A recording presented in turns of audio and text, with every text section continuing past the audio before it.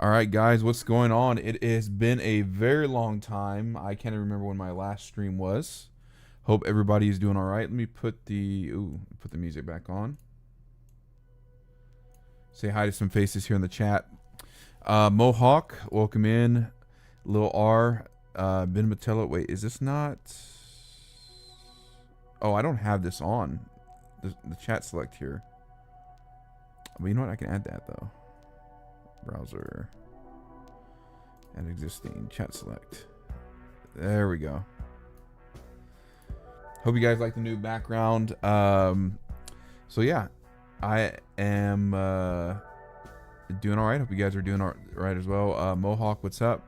Trash Entertainment, hello to hello.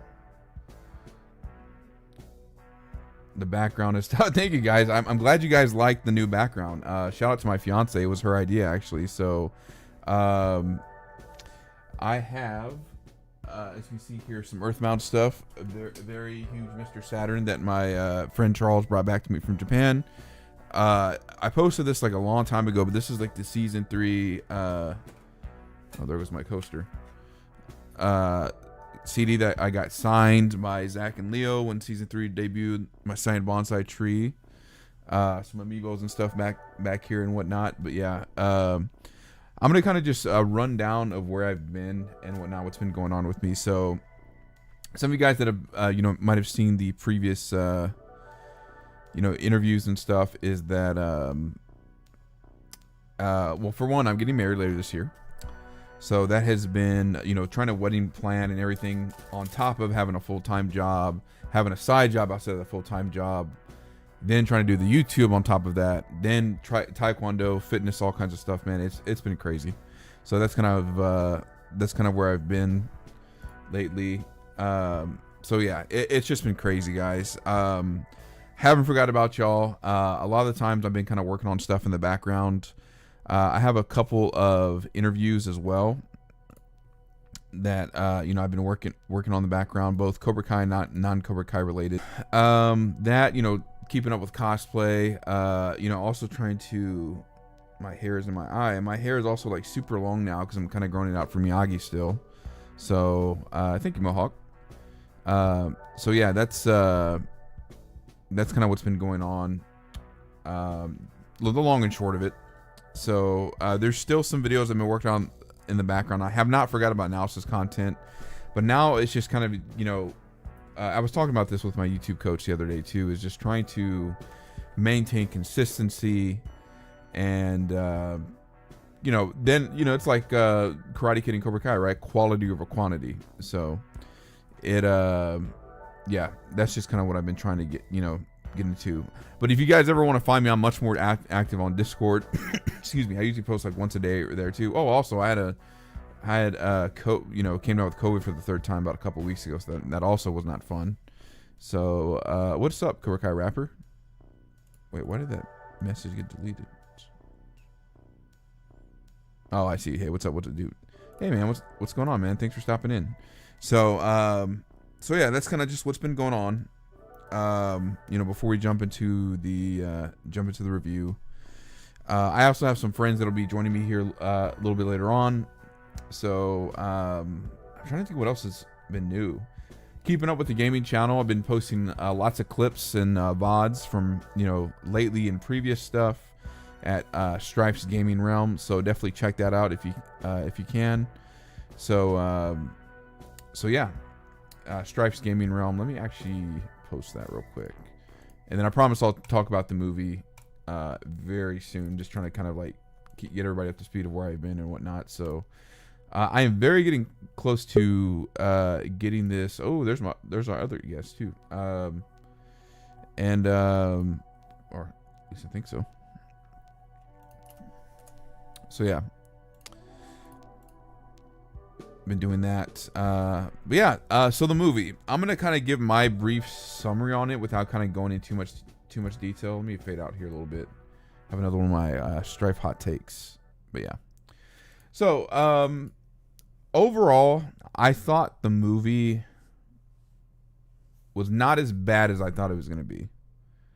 No, not worse or weaker than Next Karate Kid or Karate Kid Part 3?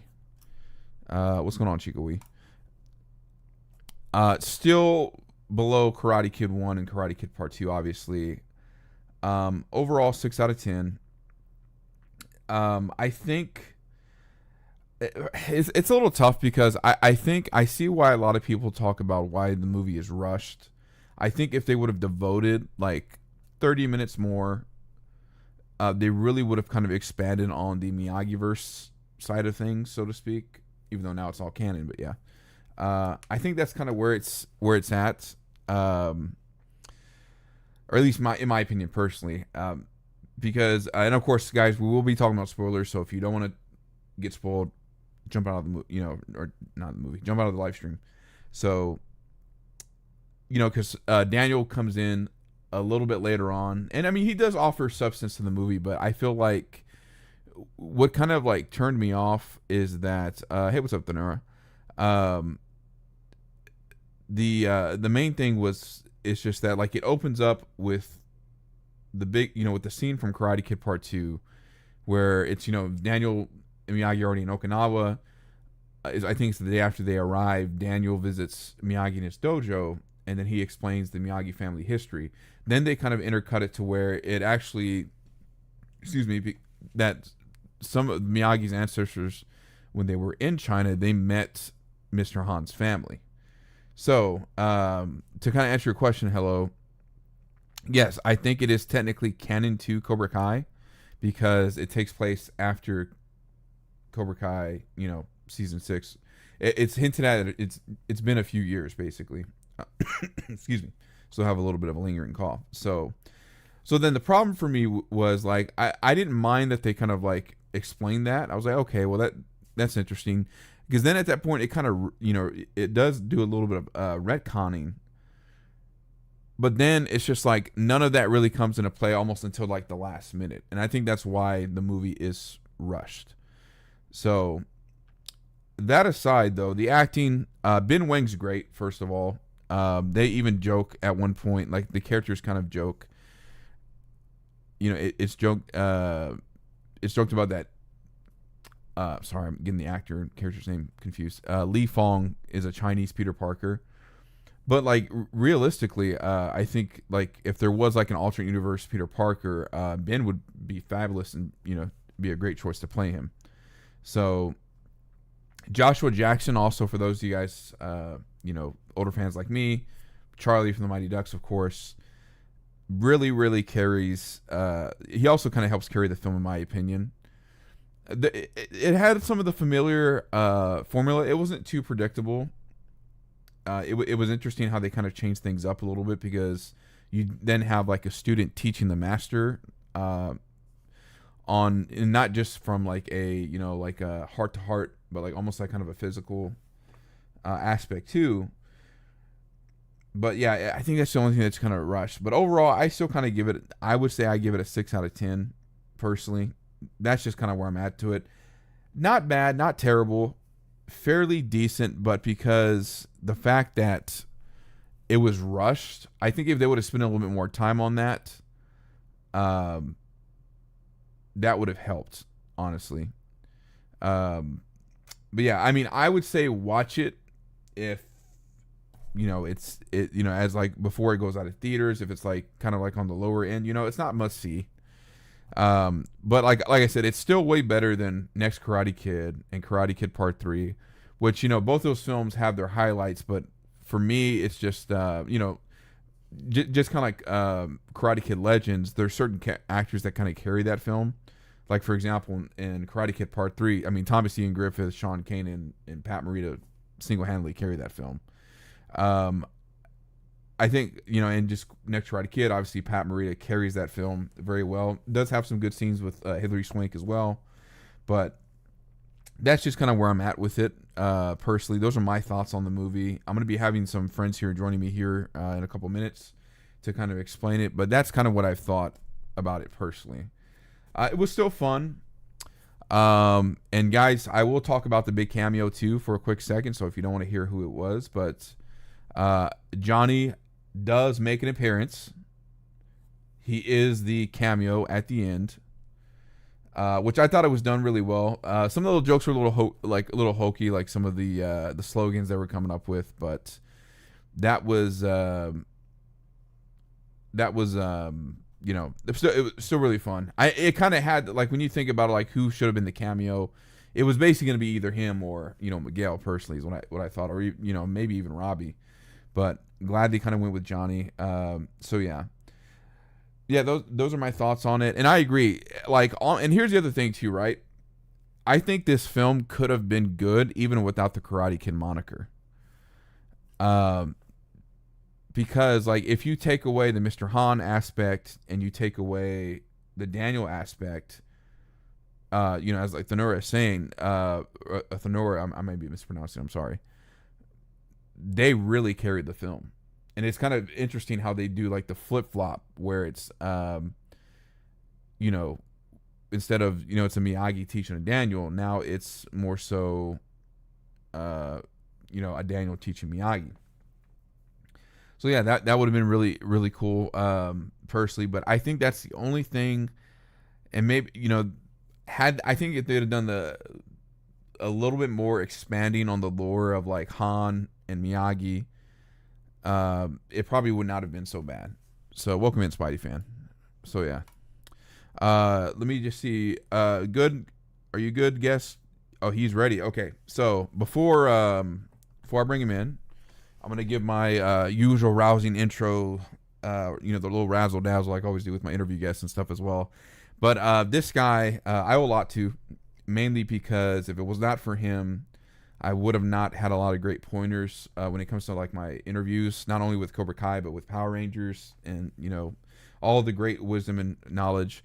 So if some of you guys don't know, this man is an OG Cobra Kai content creator.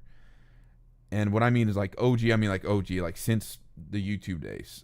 He's interviewed some people that also do not normally do interviews. He's gone to events like Paley Fest, and also has interviewed, even prior to season 4, he got to interview Thomas Ian Griffith, who plays Terry Silver.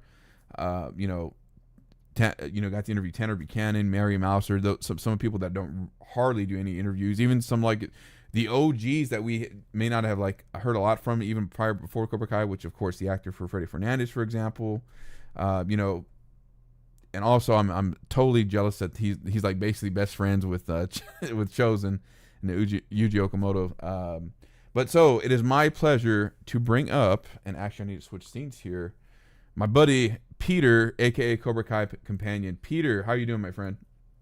I'm good, Stryfe. How are you doing, sir? I'm doing good, man. I'm doing good. Just glad it's been a long time. So I'm trying to remember, when was the last time we've kind of like talked. Was it Big Texas Comic Con episode? Or no, but we did something for the end of the series though too, right? Yeah. Was that for part 3? Might have been maybe. For part 3. Yeah. Did you got the screeners for part? Yes. Part Yes. 3? Yeah. Yeah. So yeah, you came on my show. We did the recap. You came on to share your experience at Big Texas Con, Big Tex, Right. Big Tex. Yeah. Funny you mentioned the becoming friends with Yuji. He literally messaged me like 8 minutes ago. Oh, that's awesome. Yeah, about something completely related. He forgot to message me back like some time ago, and so when you said that, I go, huh, funny. He literally just messaged me right, before I came on. Yeah. Speaking of Yuji, shout out to my friend Des, by the way. He finally got, or not that he finally got me one of these, but I finally got one of these because of him. Because these came out when season. But yeah, exactly. I was just about to bring that out. Yeah. He got this at like a resale shop over there in Indiana, because these things are kind of pricey now. And I also got Ken's boy over here too, Terry. Oh, you got Johnny? Nice. That's awesome. Yeah. So I'm gonna open these up and do some Spaceball toy playing with these at some point. You kind of have to, man. To be honest, but yeah. We got adult money now, so we can play with these toys. Yeah, is that our? Oh, that's our other guest. Speak of the devil. Oh, hold on. I think does he have? Oh no, he's bringing something else. Okay, cool. Wait, what is that? Is that the? Oh, that's the. Okay, I gotta see this then. The figure exclusive. Okay. Oh, that's so awesome, dude. I'm totally jealous. I still want a Miyagi action figure, to be honest. Yeah, Icon Heroes. They sent this one to me, a convention exclusive. I don't even know which convention. Maybe San Diego. I'm not sure. Right. But yeah. So actually, you know what? Because our other guest is here, we need to give him a rousing intro too. So you want to maybe trade off here? So maybe some fun facts about him, or Well, I mean, he's the reason that we know each other for sure. that's very true. Filmmaker himself, a very prolific one. Um, he is another one of those guys that has brought several people together that may have never ever met. Right. A dear friend. You mentioned me working Paley Fest. Well, he was there at Paley Fest with me on the red carpet. He knew that I was pretty nervous and helped me shake some of those jitters out before some of those interviews. So, also a man I owe a lot of gratitude to, for that very special day. Also was his birthday. So Yes, for sure. And then the one thing you definitely did a really good job. I'm just gonna add real quick too. Also, one of the, somebody I've collabed with as well, not just on Cobra Kai, but also on Resident Evil as well. So please welcome Ken Cole. We got the powerhouse trio in here now, guys. What's going on, Ken? Oh my gosh, you guys are amazing. You're great. Thank you for all the kind things. And it's one of the things that Cobra Kai's over, but it's amazing how that show brought us together. I mean, Peter, Stryfe, like I would have never have really probably met you guys if it weren't for that show. And I have so many great memories with each of you, including Paley Fest. That's just one of them, Peter. And then, of course, Stryfe. We've had so many amazing discussions from movies to TV shows to video games.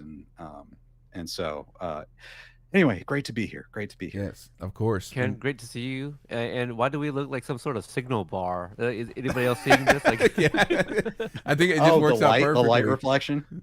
No, yeah, no, more so of like kind of like three signals, like three bars on the signal, like because I'm small.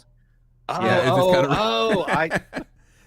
of not intentional, yes. But yeah, I've been trying to so this is my first time with like the new background. Actually, I'll kind of pan out so y'all can kind of see it. I love it. So yeah, this was actually my fiance's idea. So it has like shelves here in the background. Also, I finally got your boy Ken. Oh yes. Yeah. Oh, Terry. Yeah. We're pulling out our Terry Silvers. Yeah. We were talking about that right when you came in, because I also got chosen as well.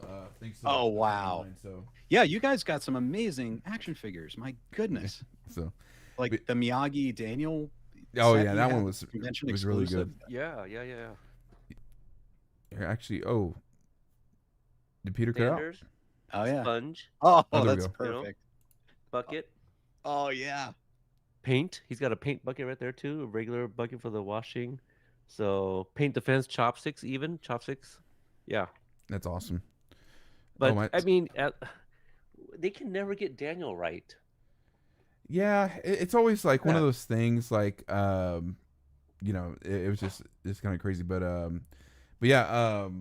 What was I gonna say? Yeah, this is like my first kind of stream with like the new background and everything too. It was kind of like I never really kind of used the green screen, and like I was just trying to find a way to kind of get away from it. So it just kind of works out because now I got like all these things that are important fandoms and stuff in my life. Power Rangers, Earthbound, and Cobra Kai and Karate Kid and stuff like that. So yeah, it's been pretty cool. And I'm gonna just say some people from the chat real quick. Hello says Terry Silver's biggest fan has arrived.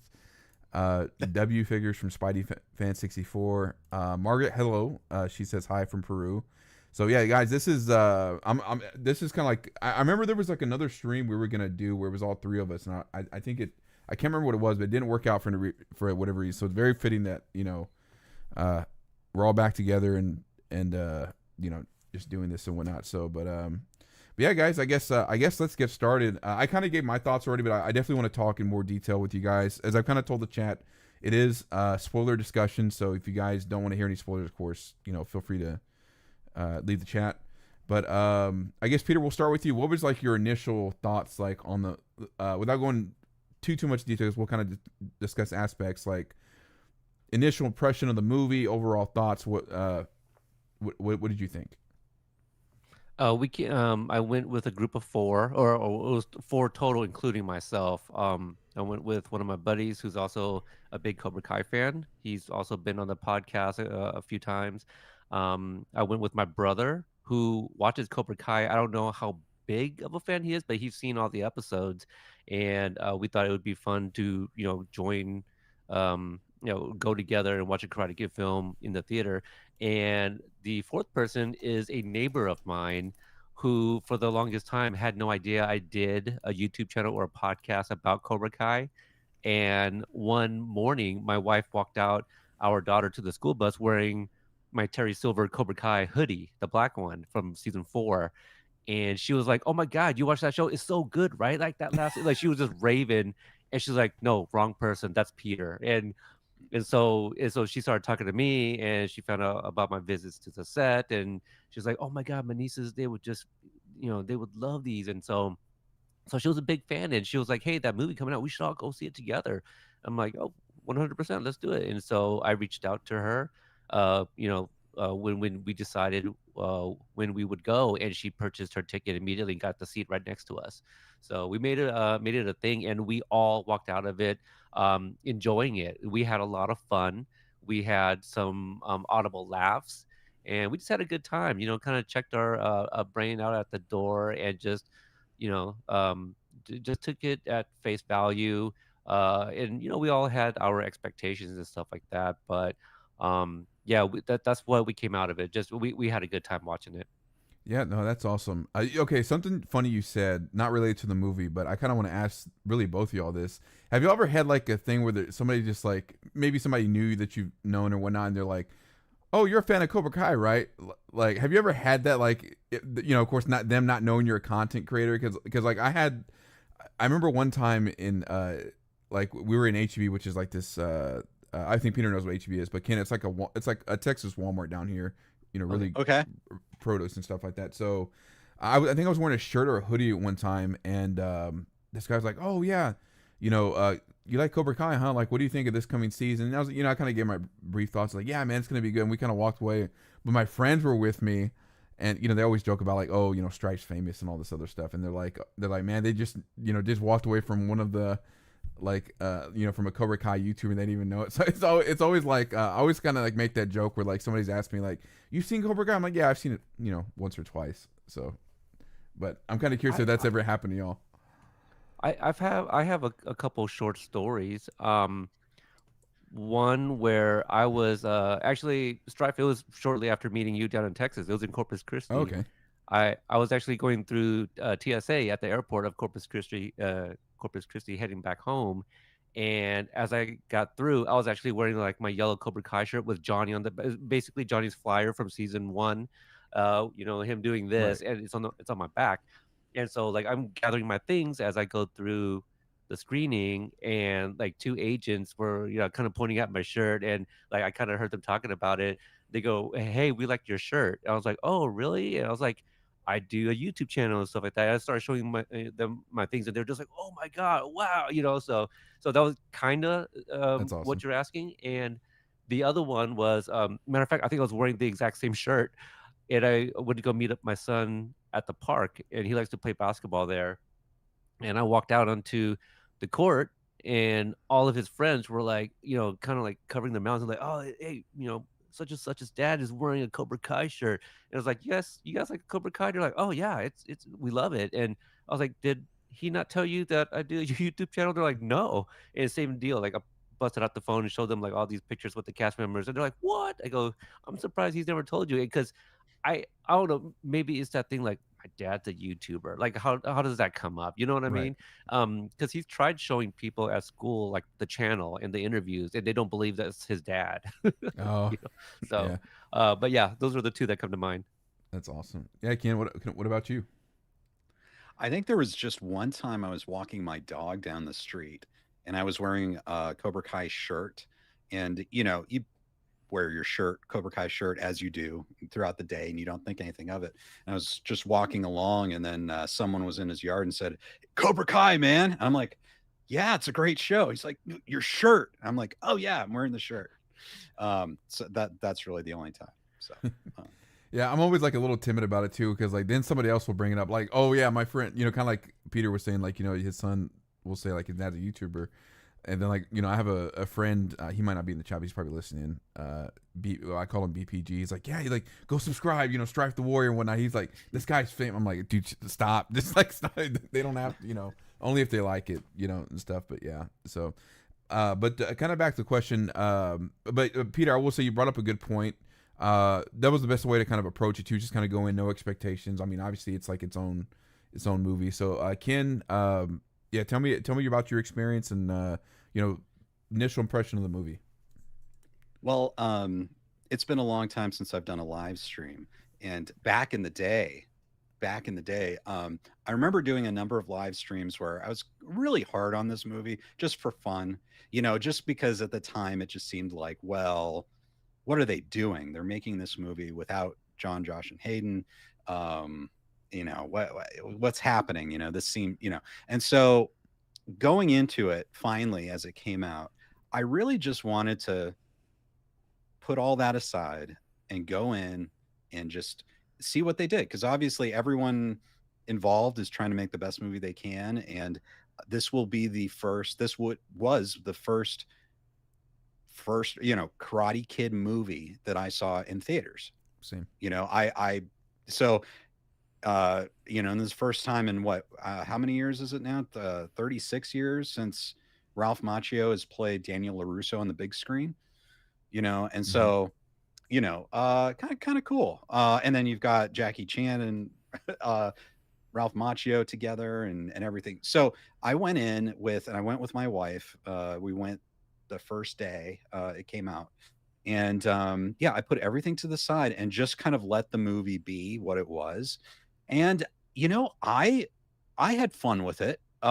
You know, it's one of those things where I really liked a lot of things about it. Like I thought the cinematography was great. I thought that the acting was great. I thought that is it Ben Wang? Yes. The yeah, He I thought he was pronounces it excellent. Wong. I've seen Wong. it in Wong. his interviews. Okay. Yeah, he introduces himself as Wong, and I know it's like phonetically it looks like Wang. Right. Ben Wong, I thought was great. Like I thought he was. I mean, he did everything acting wise that you'd want. He was a very appealing character. He was obviously very skilled as a martial artist. And yeah, I thought everyone did a really great job. You know, I thought it's tough because, you know, there are some things, you know, as an old Karate Kid fan, you know, you're like, oh, I wish this could have been developed more, or, you know, Right. but I will say this. I walked out during the final fight. We won't, well, I guess it's a spoiler thing. Yeah. Go. The audience was clapping when, you know, who won. The theater erupted into clapping. And then afterwards, I noticed that the screening was full of kids that were like 6 to 10 years old, and some of them had the headbands on. And I was like, that, you know, and they seemed very happy. And it's like that, this is kind of what it's about. And I think if those kids and families had a great time with this story, then I think it accomplished what it set out to do. Yeah. You know, that's a really good point, because one of the things I think about lately is, you know, Hayden Christensen, for example, who played Anakin Skywalker, you know, in the Star Wars prequels, episode 2 and episode 3. You know, a lot of, you know, obviously the internet landscape was completely different back then. There was no YouTube, no MySpace, no Facebook, no, you know, no what have you. But a lot of what he just heard was just critics. I mean, all the actors really, they all just heard, like, you know, the critics just kind of bashing them and whatnot. And then I remember seeing, I think recently when he was at the Star Wars celebration, I think it was in Japan, where he was kind of overwhelmed and, you know, felt like all the creation of the fans. And somebody put it, and I've been seeing going in this around the comments, and I think it summed it up perfectly, what you're talking about, Ken, is that the kids that didn't have a voice back then finally have a voice now and can now make sure that, hey, we appreciated, you know, that role. So, you know, you as Anakin, like, to us, you're our Anakin. So I think, you know, what you like, the kind of parallel that you described there, that's also really important too, because this is their generation's Daniel, right? Like, I mean, my generation was kind of like Daniel slash Julie. I know, y'all probably both saw, I think, Karate Kid in theaters, right? This is my first, or the original. Well, Ken, you said this is Karate Kid Legends was the first, but did you see Yes. Karate Kid, the original, in theaters, Peter, or no? I saw the first one in theater only. I don't remember when it was, but it was a Fathom event. It might have been Okay. between seasons 1 and 2. Oh, I see. Or no, Okay. you know what? It might have been the 40th anniversary, maybe. Maybe it was the 40th anniversary, but it was at least a couple years ago. Right. They did the one showing thing, and I went to go see it. So that was the only time I've seen that in the theater. The only other film in this franchise that I saw in theater was the 2010 Karate Kid, which I took my who are both adults now, my two kids, and they both loved it. And Mm-hmm. my son, they both loved that Justin Bieber and Jaden Smith song, "Never Say Never" at the end. If I could just add a little bit to what Ken was saying Sure. about like the kids in the theater, something I said in our review is I was really concerned when I saw the runtime, like a week or so before the movie came out, and I'm like, oh no, that seems like we're just gonna hit the important points and the movie's over. Like I like to like digest things, and so I think they wanted it to make it a family event, not just a family movie. You see the headbands, like the marketing is crazy for this film. Like they're slapping like Karate Kid Legends on all types of stuff, like Tiger Bomb, and like I've been seeing all types of crazy stuff on Instagram. And I think this is a movie that you can take your family to, and kids these days, it's because of YouTube and the shorter clips. I think a 90 whatever runtime is something that they can sit through and enjoy. So we are going to kind of hit the beats and hopefully still tell like a very decent story. One of my buddies on the review, he says that he doesn't think that they were aiming for like an A+ movie. They're just hoping like if we can give them like a good enjoyable film, that's a plus, and I think that's the product. But yeah, kind of like when the movie was announced, I was very much like, no one's asking for this. Like, what is going Right. on? And then when we find out Ralph Macchio and Jackie Chan are both involved coming together, I was even more so like, what is really going on? Like so I was pretty upset. I think as many Cobra Kai fans were, because for those that had a good pulse on what was going on, John, Josh, and Hayden, they worked very hard on creating the world of that of Cobra Kai, and also bringing everything from the films into the movies and retconning things and adding layers to those films. So it felt like in a way a slap in the face, kind of like, and they have no like connection to this too. Like they're just gonna give it to like some other people. So at some point, I'm just like, you know what? I can't really do anything about it, and I'm not gonna go out there and tell people not to watch it, because Right. people will make their own decisions. And so at that point, I just had to accept it. I'm gonna welcome the movie and still go watch it regardless. But at some point, I'm like, why the negativity? Mr. Miyagi wouldn't like that, right? Like even Mr. Miyagi would have given a chance. He would have been there opening day himself. Right. To support Daniel's son, right? Yeah. Maybe even Mr. Han, because they know each other now. So, yeah. So, and I'm glad I went in with that approach. Just because, like, if you're going in hating the movie, you're already doing a disservice to that film and yourself. Right. Yeah, no, good points. Some quick Yes. comments from the chat. My fiance said this is the Cobra Kai version of in-game content creators. Mohawk says Avengers Assemble. Thonora says there's a reason it has a high audience score on Rotten Tomatoes. Nothing wrong with that. Yes. Margaret says, this about the movie being set 3 years later. That makes me wonder where Cobra Kai characters like Miguel, Sam Robbie, Tori, the Baneri brothers, etc. are. Yeah, well, that's something we can definitely talk about later. Chico said the villain was kind of annoying. But yeah, to kind of add on to what you guys are saying. So I went in this past Saturday by myself. Actually, I was just like, it was just one of those things. Like, let me just kind of go in, and the same thing. I just try to kind of go in with fresh approach, because I can't. I think we talked about. I think I was on one of your live streams, right, when we talked about the initial announcement. Maybe. Yes, probably. Yeah. So I same thing too. I was just like, okay, if the big three does, they don't have the ball for this, it's like, hey, we're giving you the ball to run with it. If they're not giving them the ball to run with it, then like, what's really going on? Because like when you think now, of Karate Kid and Cobra Kai, you kind of think of the big three, just because, as Peter said, of all the work that they've done. So, and I still was just very, really, kind of in between, like, as each new trailer, each new thing kind of came out, because just like, I felt like they still didn't really kind of give me a lot to kind of like digest, so to speak.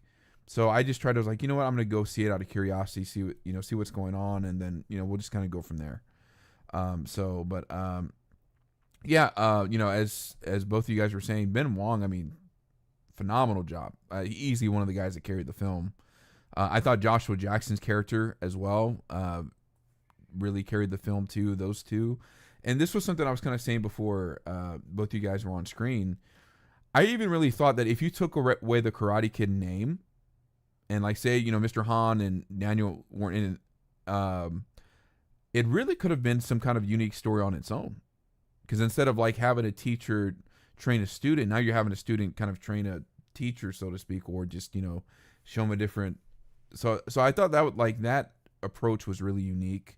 But no, the movie was a lot of fun. Of course, I loved the cameo at the end. I think it made sense. That's who they it should have gone with. But yeah, I mean, it was still overall really good. Everybody's acting, I thought was pretty great.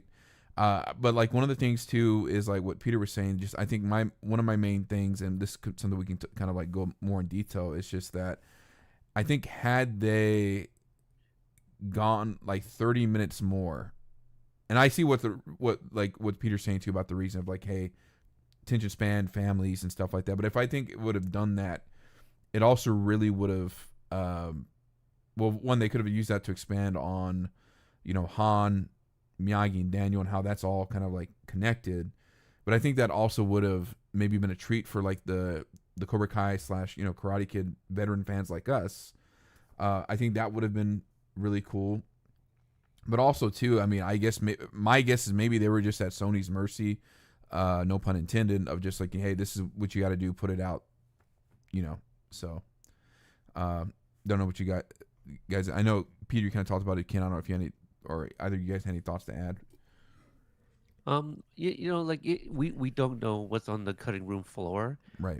We don't know what was rewritten, what was reshot. I would welcome an Entwistle cut, a la the Nolan cut, from Justice League. I would watch a 2-hour version, and I think I don't want to say elephant in the room because that's not what I'm looking for, but I think a lot of people will agree that this film does have the weakest quote unquote villains. Connor Day and O'Shea, they do not hold a candle to any previous villains from any of those movies. And that's kind of what makes those movies too, is they're memorable villains. Everyone loves their Terry Silver. I don't know if there's probably some Ned fans from the next Karate Kid, but people Yeah. love Michael Ironside, Colonel Dugan. These are all characters that you will remember. Chosen, Sato. I don't know if anyone's cosplaying as a Connor Day or O'Shea, who's just wearing a leather jacket.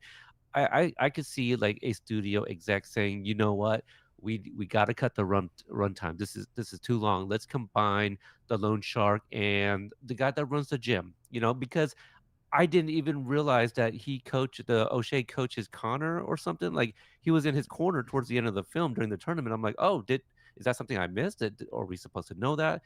There was a lot of questions, and I could see them having made cuts or rewrites to accommodate a shorter runtime.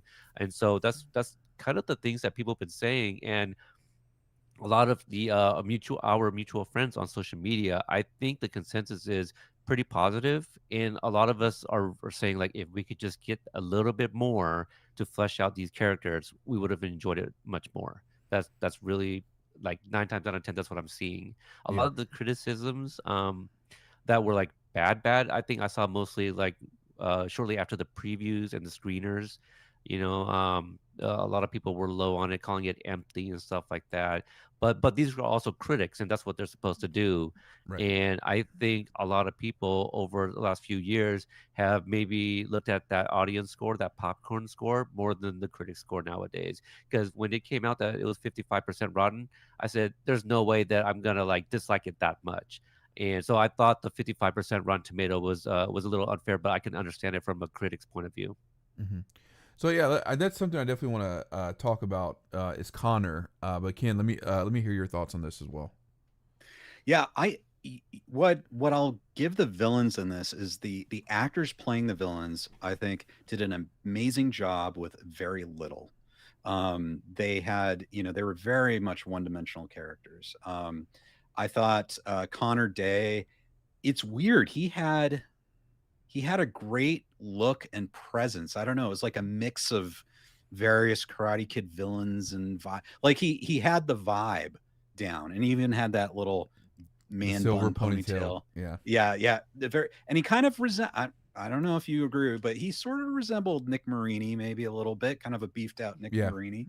And so he had that kind of vibe going. And he did a great job of being intimidating for like no reason. Like he's just there to intimidate. And then yeah, his I guess teacher, O'Shea or whatever, he kind of a mystery of a character. I don't know. It's almost sometimes it's like, yeah, maybe it was on the cutting room floor. Maybe there are more scenes with these characters.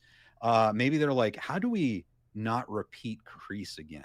And they're like, well, just cut him out of the movie. I don't know. Like, I'm not sure what the thought process was, but they did a good job. But I agree with you, Peter, when you talk about like, is he the teacher, trainer, and he's also the head loan shark, and there's a lot. Like, if you start really thinking about it, like it's kind of some of it doesn't really make sense, Yeah, it starts to come apart a little bit. Yeah. and maybe that could be why they cut some scenes too, because it's like, you know what, the extra scenes aren't helping explain, so let's just breeze through it. Well, we'll just focus on making it fun. I don't know, but that's yeah. What do you think, Strife? Yeah. If I could just add, Yeah. Go ahead. piggyback real quick, if they are looking at this as like, let's make this enjoyable for kids as well.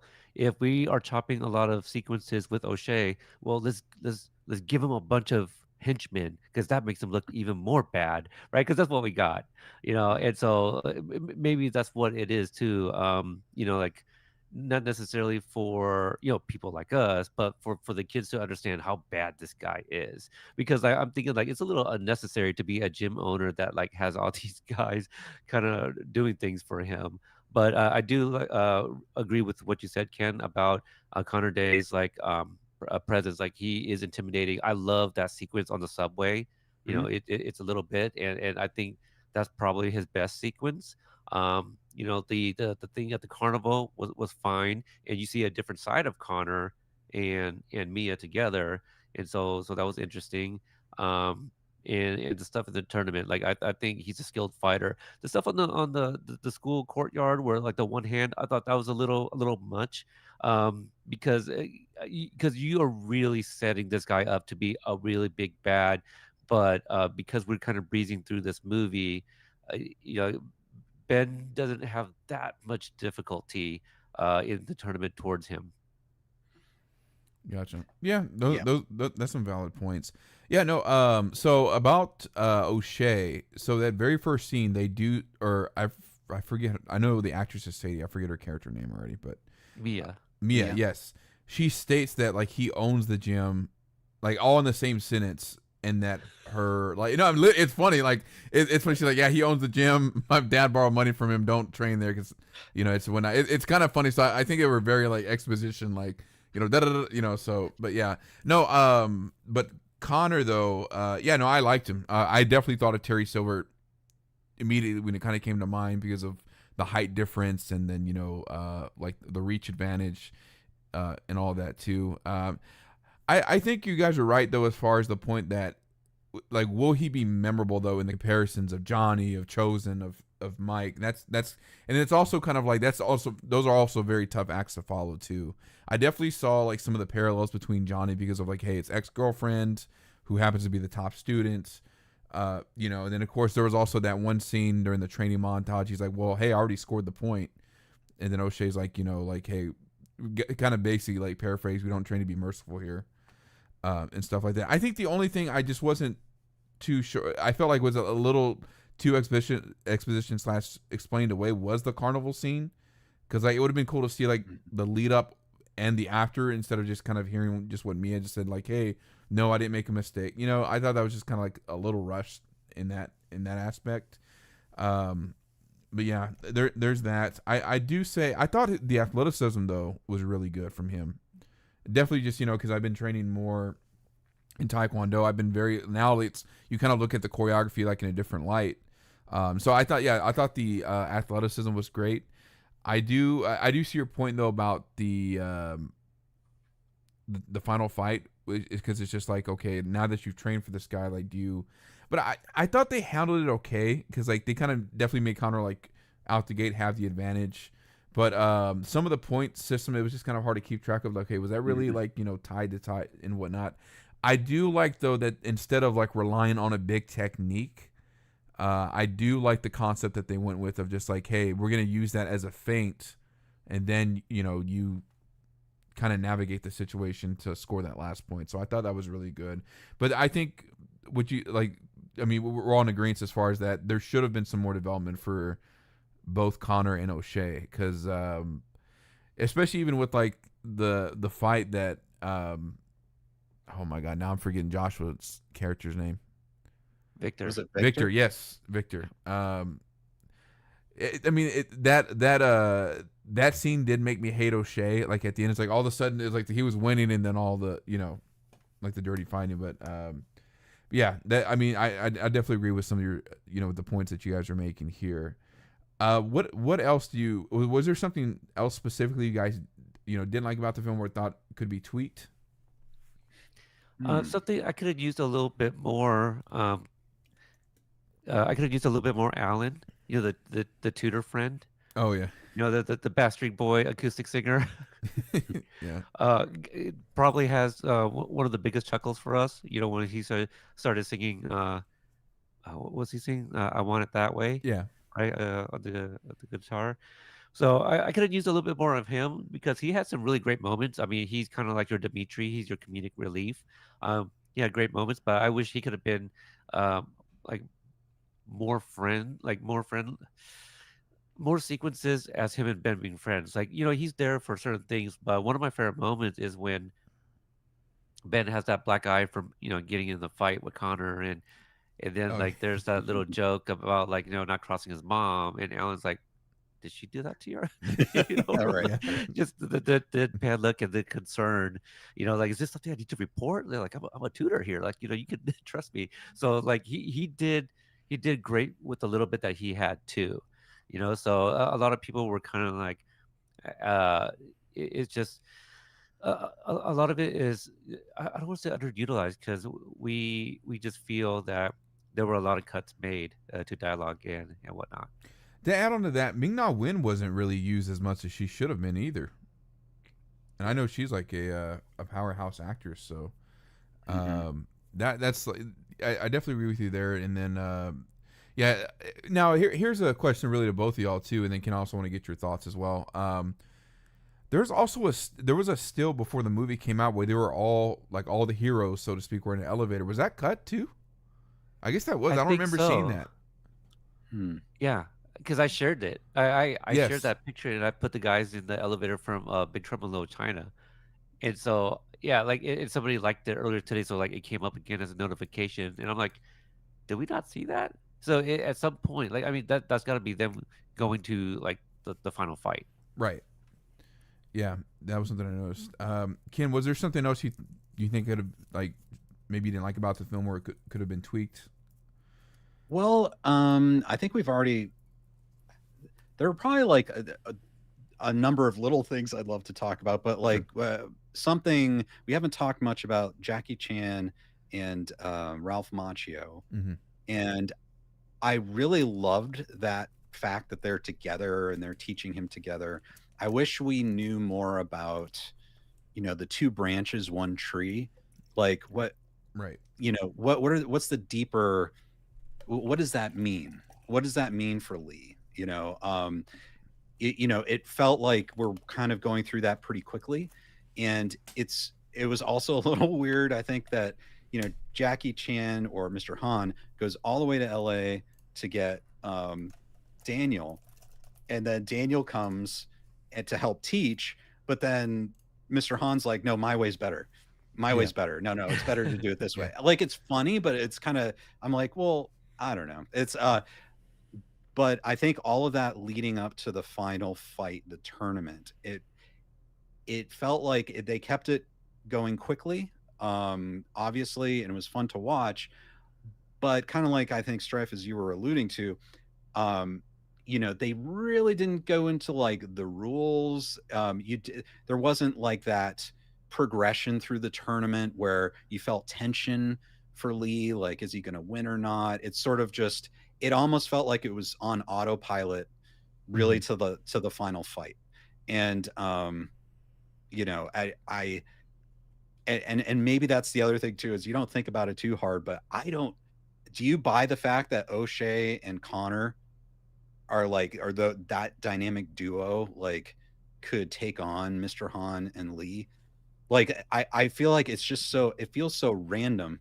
Like, and you never see O'Shea doing kung fu, and then I guess Connor's just good at it. And Lee totally beats up three of O'Shea's thugs, like, Mm-hmm. single-handedly, like an amazing fashion, but he still has trouble with Conor. And it's just I don't know. So I feel like all that leading up to the final fight was it's just one of those things, if you think about it too hard, these things pop up. Yeah. But it was fun to watch. But I wish the end tournament, maybe was fleshed out a bit, and you felt like tension through the progression, and maybe had some new characters that popped up in the tournament that Lee had to face. Just to make it seem like that final fight was a real accomplishment to get to. Right. Yeah. What's funny that you talk about it. There's this one guy in the trailer. I think the guy with the white hair, and like they still, even in the film, they use him very briefly. Like, man, I want to see what's up with that guy. He looked Right. pretty interesting. So, but no, that's a good point, because you think of Karate Kid 1, for example. Even Daniel didn't like autopilot through all this. He still got, like, there were some times where he was like on the verge of elimination, or like he got like a point scored on him. So I think that was really good with that's a really good point that you brought up too.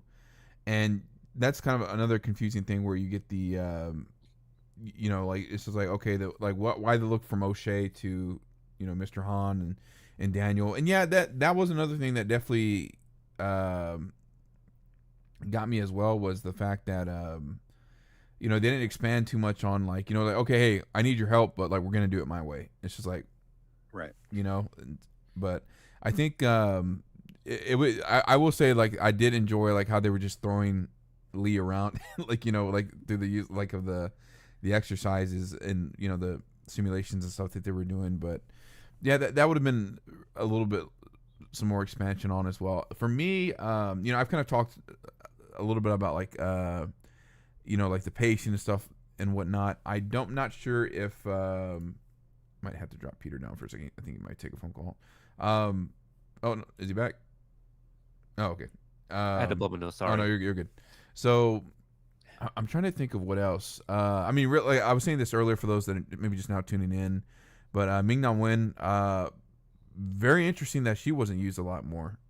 Really great actress. And because you even think about, Randy Heller in the original Karate Kid movie, fairly notable role too, as Lucille LaRusso. So what's something that you would, I guess, what's something that you really, really enjoyed about the movie? Like, what was like the highlight for either of you guys? It could be more than one I thing like the too. training montage. It's very, it's very Karate Kid. Um, another sequel of a franchise that just came out recently that I really quite enjoyed. I love the Final Destination movies, and this latest one, Bloodlines, came out, and a lot of people were like, "Oh man, I don't know, a sixth one." Coincidentally, Legends is the sixth installment of the Karate Kid as well. I quite enjoyed it, and they checked all the boxes of a Final Destination Mhm. movie. I think Karate Kid Legends did that as well. It just kind of came down to like execution, um, but I enjoyed the montages because that is a Karate Kid film. You get your montage, and one of my favorite sequences, and I just shared this earlier today, as a matter of fact, because I was recently telling somebody about it, and then all of a sudden, like this clip popped up from like Karate Kid UK, and it's when Lee is teaching Victor the 1 inch punch. Oh yeah. And so they Right. kind of do that number, and then like Victor tries to punch like an olive oil can and makes it like 2 feet. But what sticks out for me is that I love to see actors like facial reaction and acting. And at that point, Victor acknowledges like, okay, all right, that was weak sauce, run it back. And the way Joshua Jackson, like his look on his face, like I just completely buy it. Like he's totally committed. And I just wished I had more of him. I wish I could have had more of him in Mia. But that's kind of like the flip of like the Daniel and his mother, right? Mhm. And so we also have like Lee and his mother, and she is a doctor, and so she's away often, and so we don't get to see her. And so um but I do like those moments with her when she is on screen. All of her sequences are meaningful, and I do enjoy the banter between the sensei and the sifu. Nice. Like I taught him that. No, I taught him that. Mhm. Yeah, for sure. Ken, what about you?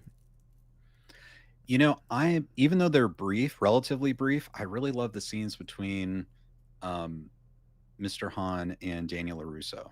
And I did choke up a little bit when I thought they did a good job at how they decided to bring those characters together. And I think it did make me want to know more about that because Jackie Chan, just by his name, whenever he's on screen, he just lights up the screen and he's very disarming and he has just that, kind of maybe a Miyagi esque vibe, like you feel like you're welcome.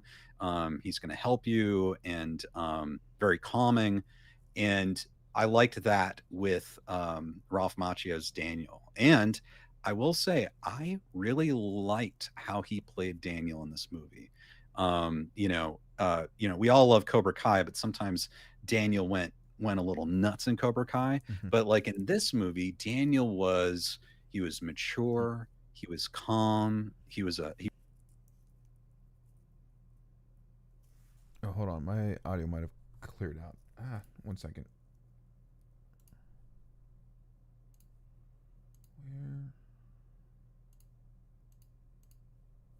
Where? 1 second, guys. Sorry. Hold on. I cannot hear anything. What the heck?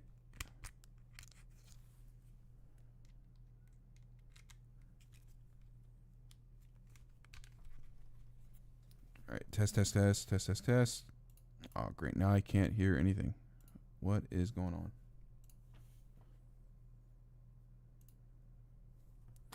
Hold on 1 second, guys.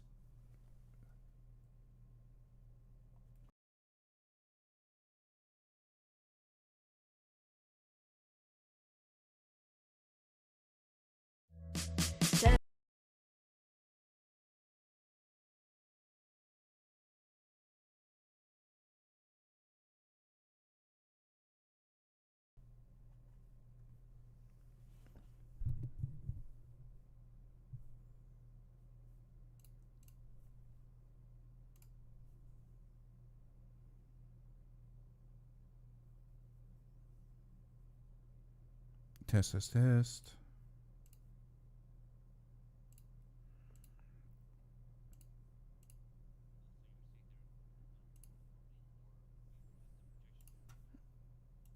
Okay. they Can had you an guys hear me now? expectation of it coming in like I think it was originally 25 to 30 million dollars and it got about 19 to 20 million. And so for whatever reason, I guess Cobra Kai fans didn't show up. Maybe people watching can say whether they went or not. But I did. I think there was that sentiment. I noticed it like with Cobra Kai, hardcore Cobra Kai fans. Maybe not being eager to go see it. Right. But All The right. the movie's basically what, too soon? And Cobra Kai fans are like, yes. right. Peter and Ken, can you guys hear me? Yeah. Yes. Okay. Sorry. My headphones cut out for whatever reason. So you might have to kind of re say what you were saying. I think the last part I heard you cut out was We said you were cool.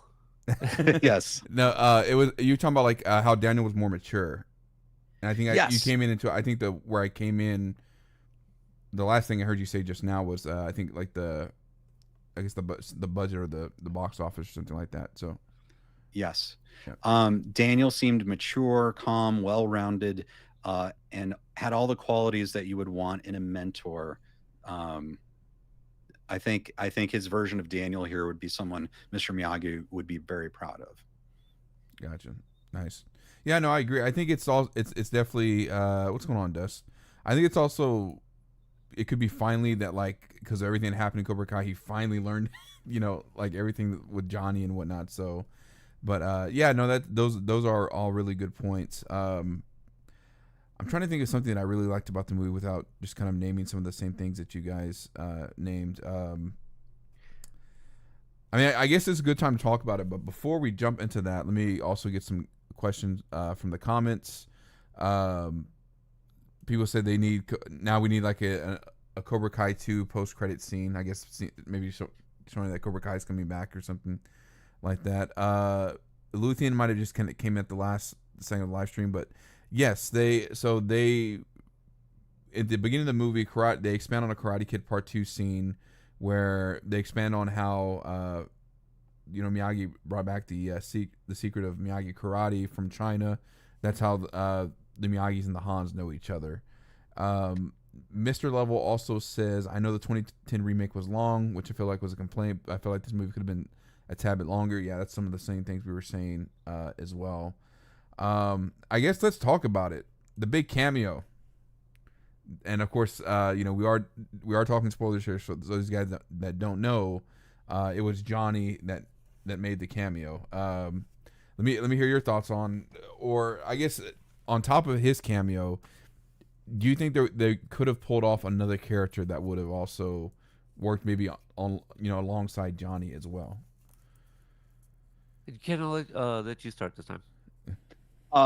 He's Yeah, like Terry Silver. He's like, yeah, right. I know.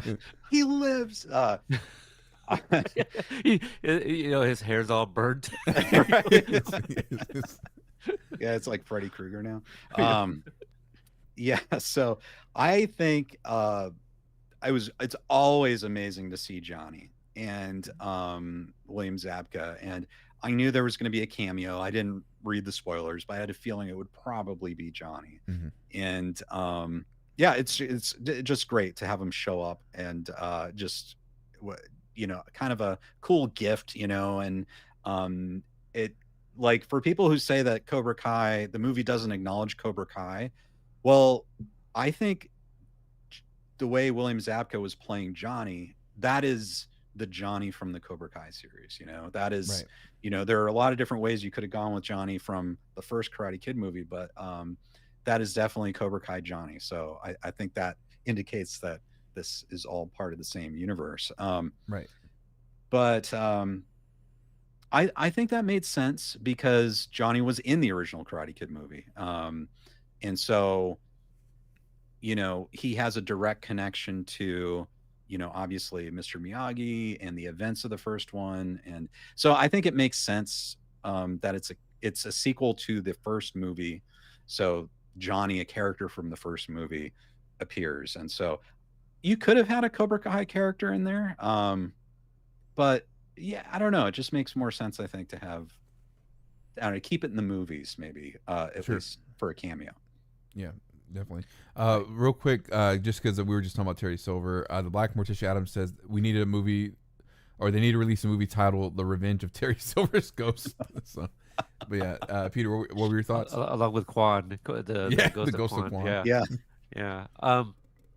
Yeah. What the only thing I was just gonna add, I think another character would have been too much, because at that point you're just teasing us, and possibly even frustrating us even more. Because now I feel like that would be not only too much, like now they're throwing it in our face, like, okay, we are connecting, you guys are gonna love it, So I think it was just right. If anything, I think Johnny might have gone a little way too long to come up with like all these variations of like the name of the restaurant, the different slogans, and so that might have been one or two too many. Maybe something else between him and Daniel, rather than Daniel exiting right and then like leaving Johnny to all that. It was fun. It was welcomed. He's holding a Coors banquet, So Mm. probably, if we were standing, it would have been like a standing ovation. But we were applauding once he came on screen. I was spoiled because Ralph had mentioned a cameo, and I kind of forget the language he actually used, but I took that and I made a graphic of it. That like, hey, cool, a cameo and whatever, whatever. Well, there were parts of the world that got it much earlier than the United States, Right. and people were commenting in my Right. post, spoiling me. I'm like, oh, great! And so for the first time ever, I turned off my comments. Mhm. And so that was hard because that would have been a really nice surprise. So I knew going in, unfortunately, and for the longest time, I actually thought it was going to be Miguel, um, only because I don't know who to give credit to. So my apologies, but somebody has shared like the official X account of a Karate Kid movie that they followed Sholo. So I thought there was a good chance that it was also Sholo. Gotcha. Mm. I want to add something here. It's almost to me like, like, hey, Cobra Kai therapy for a second, because when you talk about, like, how somebody commented, like, the spoilers, I'm not going to lie. I think that's what kind of killed season 6, part 2 and part 3 for me. Huh. Because unfortunately, seeing spoilers and stuff ahead of, like, even Oh, before I had the screeners, like, seeing stuff ahead, it's just like, it's like, come on, guys. We're like right there. You don't have to spoil it for everybody else. It's just, I'll never understand that mentality of like, I got to tell everybody what happens in the, like, um, Mm. it's one thing to like have this, but then to go into somebody else's like stuff and just like, well, hey, I already know the answer to this and blah blah blah.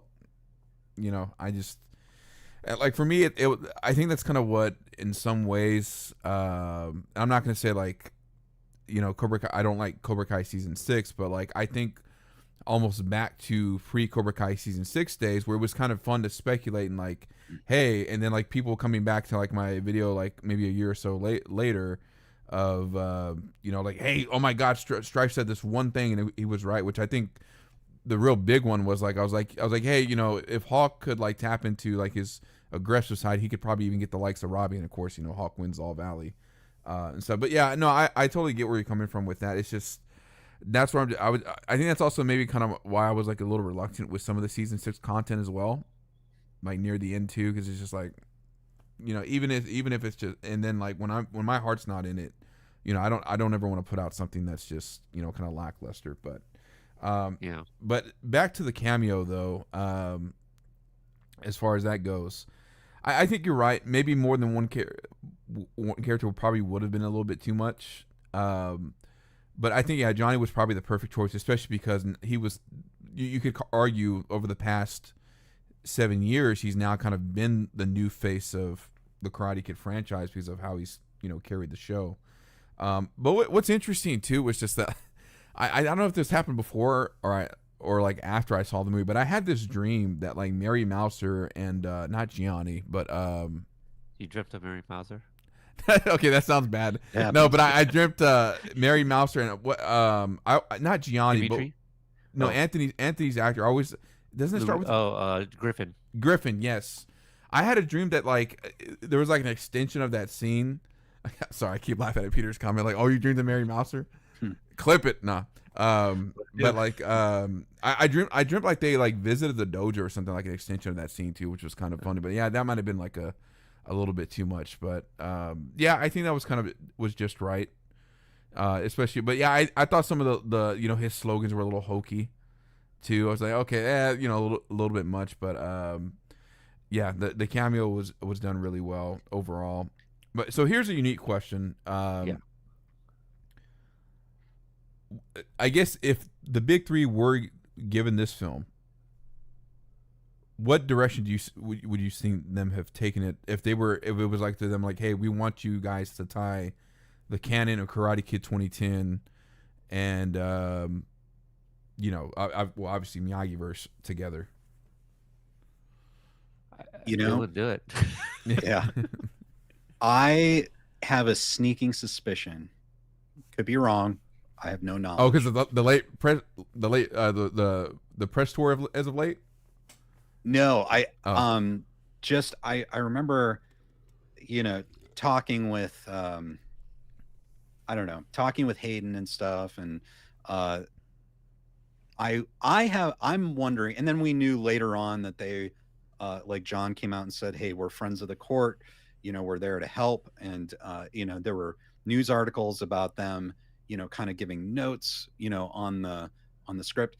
I have a theory that they may have provided some keynotes on how do we bring how would you do that, to keep it consistent, because um, you know I, I forget who wrote this, but you know Rob Lieber.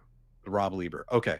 And he might be a super fan as well, but obviously John, Josh, and Hayden just lived and breathed this stuff for so long.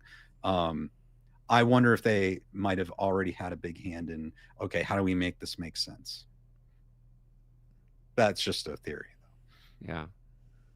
The only reason I said what I said, Strife, Hmm. is because at this most recent Paley Fest, I don't remember the exact wording, but at one point Hayden kind of says like, there's already a Karate Kid film, like it doesn't need to be remade. And he wasn't talking about Legends, but when he said that, I think there was some like, some audible like, "Ooh," like Oh, I almost, see. kind of taking jabs at the upcoming movie. That's the way I took the reaction from the crowd. Hmm. Um, uh, but yeah, but that was just to kind of answer your question. Like but maybe they would have because they got the rights from Will Smith, did they not? Right? He had it from the last Karate Kid film to make Cobra Kai, so that's why Will Smith was executive producer on it, but only by name and by was it something? Not, is it Westbrook or I kind of forget the name of his production company, but it's Hmm. associated as well. But he had no hand in the creation of Cobra Kai, so I don't know. They probably could have done it, and I'm not gonna sit here and say they would do better. I know they would do it differently, because like this film, Legends, it did feel, as they're kind of mapping out the beats to hit. It's like, well, what would be a good idea here? How about this? Sounds good. Like the writers' room of Cobra Kai, it would be like, well, what sounds good? What can we do here? Okay, how about this? Okay, but why? How are we gonna get there? Let's explain this. Let's peel the layers and figure out and make it make sense.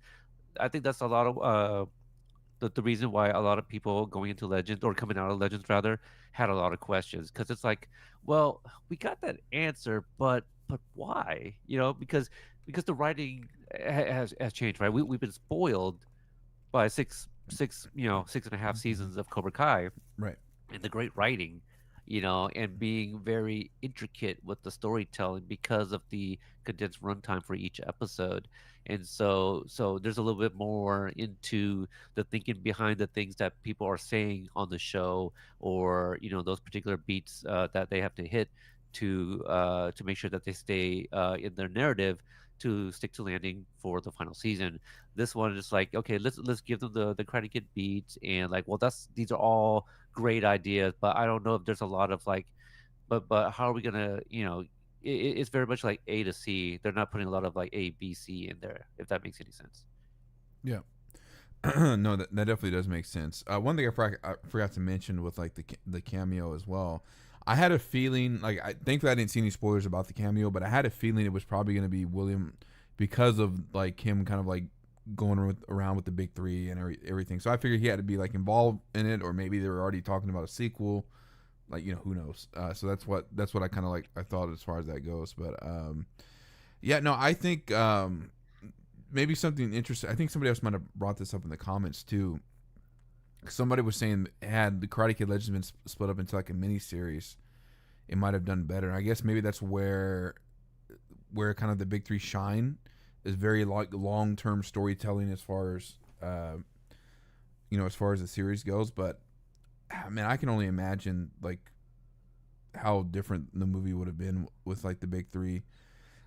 I feel like they might have still added Johnny into the mix somehow, but and that would have been kind of funny in itself because even though we didn't see a lot of it, I did like the dynamic between Johnny, Daniel, and Chosen when they were trying to figure out, like, how do we organize this dojo? How do we train the students? How do we do that? So that would have been really funny as well. But then again, too, that also might have been a rehash of Cobra Kai because, as Ken had mentioned earlier, Daniel's now more mature. They kind of learned from the mistakes of, like, okay, maybe there's some things not worth arguing over. Trying to be more open minded. Let's study this technique and kind of go from there. So, I yeah, go ahead. almost wonder if they were kind of handed that project, if they would only kind of stick on the project as like producers, counterbalance entertainment. I think they would only produce the film. I don't know if they would actually write it. They would just kind of sit back and provide the notes, to make it like a very good film. Um, I wanted, if I may add, Sure. just in case I forget or if we never get to it, I have to say I think inside Miyagi's house is the best dressed Miyagi house. Yes. Oh, I yes. thought I thought it was beautiful on the inside. Talk about like getting choked up. When Mr. Han walks in there and like is taking everything in, I'm just like, oh my god, it looks beautiful in there. And Ken, you're the filmmaker here. If any insight on how they gave us the Karate Kid Miyagi house? It's It's identical. absolutely.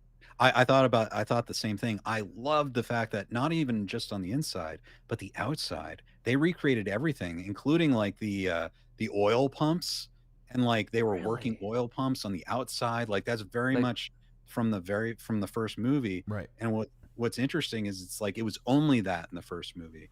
For the second and third movie, they went on to the Warner's ranch and they kind of rebuilt it, and you saw different versions of it. But this movie actually, it looks like they completely rebuilt the exterior front, um, and it looked amazing. It's sort of like, oh wow, very very cool. And we've seen Miyagi's house in the Cobra Kai series, but this really felt like they had a big budget and they went all out. So could great could attention it to detail, great production design. could it had been computer, or do you think that's a physical exterior that they completely rebuilt? Because it's the side by side is uncanny. Yeah, It's almost like somehow they digitally remove like the taxi from like part two, and then added like the new one arriving with Mr. Han. right. I never thought of it as being an effect. If it is, Yeah, my hats off to them, because I didn't. incredible. Yeah, it looked great. I from a old school standpoint, I kind of hope that they did physically rebuild it. Yeah. Yeah. Yeah. If I may Sure. ask, kind of, since we're also kind of talking about the original, what did you guys think about the kind of inclusion of the Conti cues as well? Because there was bits of it, and there was points that it wasn't a complete thing, but you could tell by like the opening notes, like, oh, that's Conti, but then it changes a little bit to make it kind of more them. Great, really great technique. I'm a big music guy.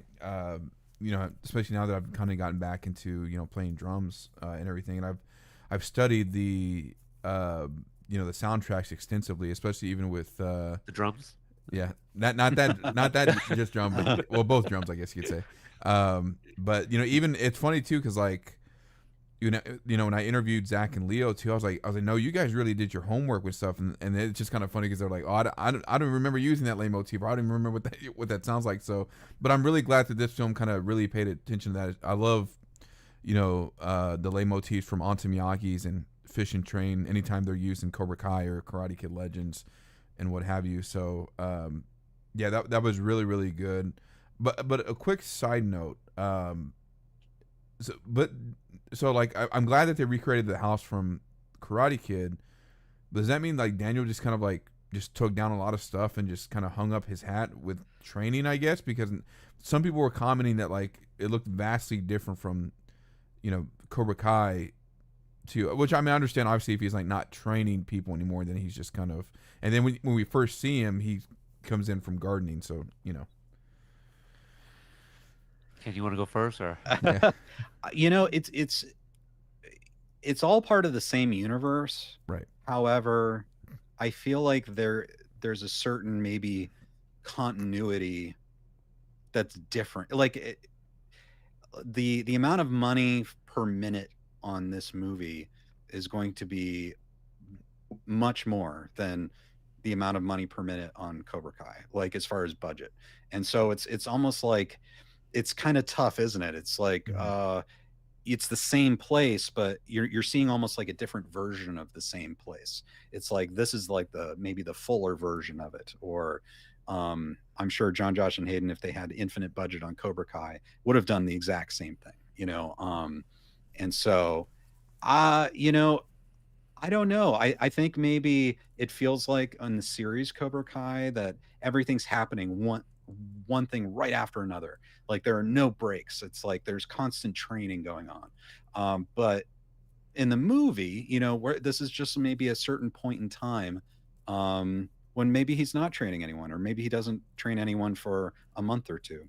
You know, there's no big emergency with Terry Silver and John Kreese, you know, and so he can just teach when he wants, and or maybe Johnny's, you know, teaching some other place. You know, he's kind of taking over duties. I don't know, Right. but I think it's just a different mode. You know, there isn't as much urgency. There's a whole different budget. It's the same universe, but there are differences. Yeah. Different but same, would you say? Yes, different but Yeah. same. Yes, yes. What was your thoughts on the I got music? another too, one. Kid? Oh yeah, go ahead. No. Oh, sorry. Well, actually, Ken, let's stay on the music real quick. Yeah, I was gonna ask Ken's thoughts on the music, like the leitmotifs from the soundtrack. Yeah, yeah, it's always great. It's always welcome to hear Bill Conti, you know, and like, you know, it's weird. It's like they reference them but didn't dwell on them. You know, I'm a sucker for it. So if they wanted to even lean into that a little more, I would have been cool. But no, it was nice. It's a nice connective thing that you know, Bill Conti did the first 4 movies. And so he really only I can't remember, they went a completely different direction, I think, on the remake, right? As far as score. I don't think they did Yes. any. Okay. Yeah. Right. So it's nice that we're kind of connecting it back to all the other movies, I think. I'm indifferent with it. I you know, because it's not synonymous with Daniel, because Bill Conti, as you said, Ken, also did the next Karate Kid, and we have Julie there. But maybe more, I associate it more so with Mr. Miyagi, and so I would be okay with it. So that was actually the question I was about to bring up. What do you guys think about that opening sequence? I was going to ask about, was that, did they AI Pat Morita for those It's got to lines? be, or they had a really good sound alike that also kind of redid the Karate Kid 2 sequence, so it would match up when they add the new dialogue.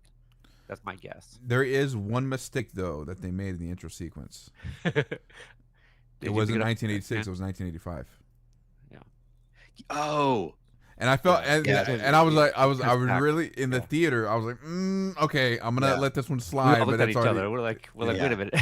yeah. I was like, I was really about to go into like, nope, I'm out of here. But I was like, all right, I'm gonna let that slide, and we'll see how the rest of this movie plays out. Because you know, at the end of, or the beginning of Karate Kid 2, right? You know, it's December 19th, 1984. After the whole parking lot incident, it says 6 months later. So obviously that puts us in June 1985. And I think even Right. Cobra Kai in season 3, episode 5, it says Okinawa 1985. So, Yes. but I will say though, like, you know, yeah, it was probably more than likely AI, assuming they got permission from, you know, Pat Morita's estate. It was really kind of hard to tell that it was AI, honestly, Yeah. because I was like, it actually sounds a little bit more polished than what we got in Cobra Kai. I mean, Cobra Kai, they did, you know, decent effort as well, but yeah. Yeah, it was I thought it was well done too, and it was kind of I don't know, maybe it's not fair to say this, but it was kind of nice to hear more Mr. Miyagi, you know. And I know it wasn't him, it wasn't Pat Morita, but you know, I bought it. It sounded like him, and Mm-hmm. it was nice to hear more from him. Yeah, if I can, maybe not necessarily piggyback on that. When we got to more dialogue, I was like, okay, I see why they did that. Because when they first introduced it, I go, what are you guys doing? Don't touch this. Don't you Right. know, I was very much like my guards were up, you know, fighting stance, you know. Uh, and then I was like, okay, all right. So we cut away, we get some animation and get some added dialogue. Okay, I see what you guys are doing. All right, they handled it as respectfully as they could. Yeah. Yes. Yeah, you know, like my only main thing, and this is something we've, you know, I'm pretty sure I talked about with this kid on one of his live streams. Just is like, as long as they have kind of have permission from the estate, you know, that's just like my only thing too. Because then it's just like then you know, obviously you see all like these crazy videos of like these AI parodies and stuff like that. You know, a lot of it gets out of hand. So, but yeah, you know, it was done. I think so as well. Was done very respectfully, and whatnot too. The animation was definitely kind of cool. I think you know, like I said earlier, I think my only issue it's not even that it was like the intro was the issue. It's just the gap of time from the intro to like, hey, we're 3/4 of the movie. Here comes Daniel. You know, Right. that's kind of Yeah. where I was at with it. But yeah, Yeah, I agree. Like I wish there was a little more of that. I wish we could have seen a bit more of the connection between Mr. Miyagi and Mr. Han and Daniel LaRusso. Like, you know, I know it's about Lee, but right. it'd be nice to kind of bring that in a bit more. Yeah, I agree. Yeah, for sure. Um, I'm not. I think we kind of hit everything. I guess. Do we want to talk about overall ratings, or is there something else you Yeah, thought of, Peter? you, You've been bringing up some good stuff too. there's yeah, maybe one more thing Sure. because I felt terrible because I also didn't really go into it very much in my review, but um, we talked about her, but not enough of her, in my opinion. Mia, you know, like Hmm. she's come up, but what do you think about her sequences, her relationship with her father, the stuff with her in Lee? You know, my I don't want to say who it was, but I do know somebody who says that that might be the best relationship in a Karate Kid film, and I'm like, really, over Daniel and Ali, or even Daniel and Kumiko, huh? So I'd like to hear what you guys think about that relationship and Mia as the character. You go ahead, Ken. Yeah.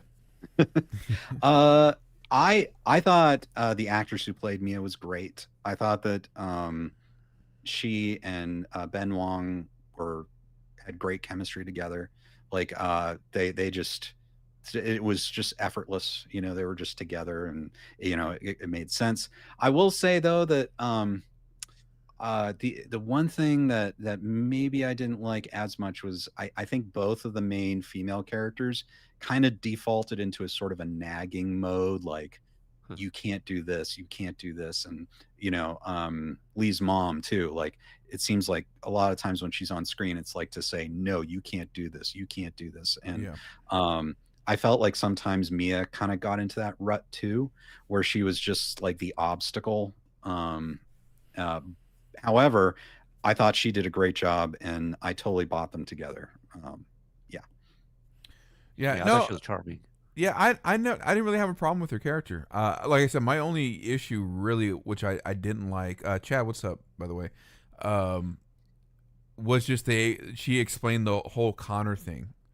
Like we really should have seen the before and after of that, of what was like the lead up to that, because like, Mhm. you know, in that moment, Lee was kind of justified of like, okay, well, I guess, and then especially with how they teased it, like, well, you know how you keep making dumb mistakes, and I'm just like, okay, well, I was like, wow, this really caused some conflict, but then it was just like they kind of like, nah, you know, that was my only thing. I don't know if I would agree with like best Karate Kid relationship or even best Cobra Kai relationship. I mean, but I will say what I did like, and you know, we definitely have some of the same comments here in the chat. Like chemistry was very good. I liked the teaching of each other's cultures. Yeah, That's something you didn't really see a lot of. I thought that was really cool. a little bit with Kumiko and Daniel. Oh, sorry. Yeah, A that's little, true. yeah, Sorry. yeah. Yeah. Mhm. Yeah. But I do like the teaching of the Mandarin and her Hmm. using it to get a little discount. Yeah. I thought that was fun because that was different. Right. Yeah. So yeah, that was So that was really cool. And I don't know. I still don't know how I feel about. Which I mean, it's not really even a Mia thing, but I still don't know if I like the stuffed crust nickname. Was just so like just Oh my so. god, I hollered when we got the animation credits in the five boroughs, they're like Yeah. Ben Stuffed Crust Wong, or no, I'm sorry, Stuffed Crust Fong, and so at that point, people have already accepted him as Stuffed Crust. Like he's about to fight Connor Day, and so I love the announcement of that, like on in the graphics, like that was already established, and we missed it, and here we are. So I love that callback. Yeah, it's just kind of funny. It's just like they would have called Daniel Karate Kid LaRusso. He's about ready to gonna go find it. But yeah, but no, it was I didn't really have a problem with it. I thought she did fine. Like I said, my only issue, and it's not even, again, it's not the fault of the actress or anything. It's just from like the writer slash editor, we should have seen more of that. The before and after of the whole like Conor carnival incident, because the way they just kind of explained it away, it was just like. Especially it was almost like they were kind of afraid to kind of go through with like the conflict before Victor's big fight. You know what I mean? Mhm. So that's just kind of how I felt about it. No, I thought she was fine though. I forgot what other, she was in some other fairly big movies not too long ago, right? Sadie Stanley. Yeah, she's new to me. Yeah. I believe she has a sister that is also in the industry. I gotcha. So, but yeah. So final ratings. Ken, since this is kind of like Peter, we've kind of talked about ratings behind the scenes. I haven't listened to your review yet, so Yeah. but since Ken has kind of shaken off the rust here with the Karate Kid fandom, let's hear your overall rating. How are we Sometimes doing this? Letters, numbers, or However, I'm just gonna do numbers, but yeah, however you want to do it. okay. I would say I go between 6 and 7 out of 10. So maybe like 6.5, something like that. Like I feel like there's a lot of great stuff in this movie. Definitely every fan of the Karate Kid and Cobra Kai, I think, should go see it. I think some things could have been, so we've talked about, could have been a bit better, but still I think it was a very entertaining movie, and I think it did what it needed to do. So yeah, somewhere around there, 6 or 7 out of 10. Okay. Peter. yeah, I agree with that. I believe a 6 is average, and I believe this is just slightly above average, but ever so slightly. That's why I give it the 6.5. Strife, you and I did talk about it, and I believe I gave you the letter grade of a B minus.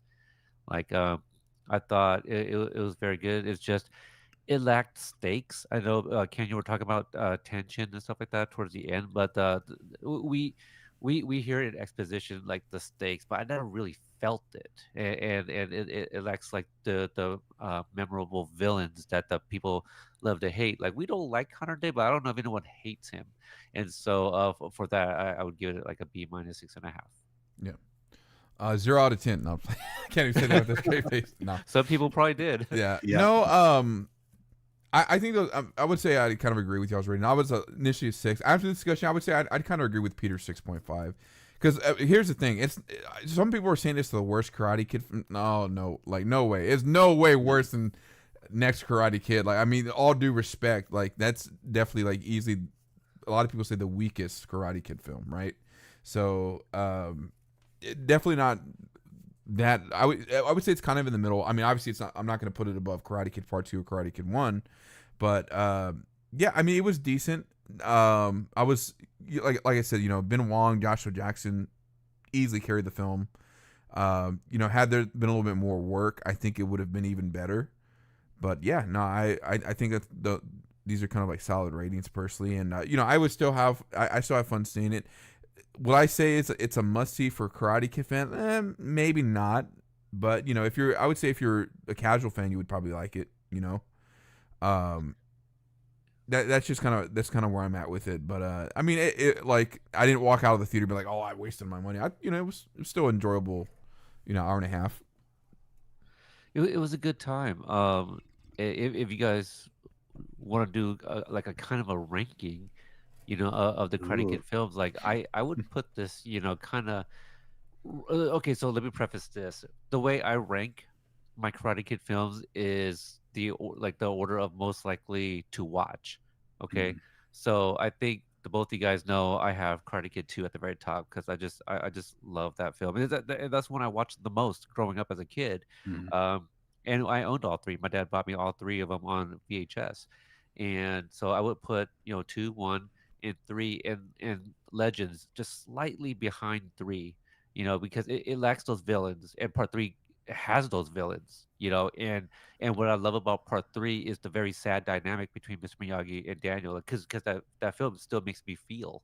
Um, then I would probably put the next Karate Kid, but not because I think it's a better film than the 2010 movie. I think the 2010 is actually beautifully shot, well acted, well written, but it is just a remake of the first film, and if we're talking about quality, it would be a little bit higher. But because of the length of that film, I put it last. But also, I'm just not a fan of the relationship between Dre Parker and Mei Ying. They're just too young for me to kind of buy that romantic Mhm. relationship. My But that's gosh, it. Peter, Yeah. I have to say I agree with every single word you just said in that entire Wow. Thank, ranking. thank Yeah, you. exactly. I pulled that right out of your head, Ken. Yeah, yeah. Yeah.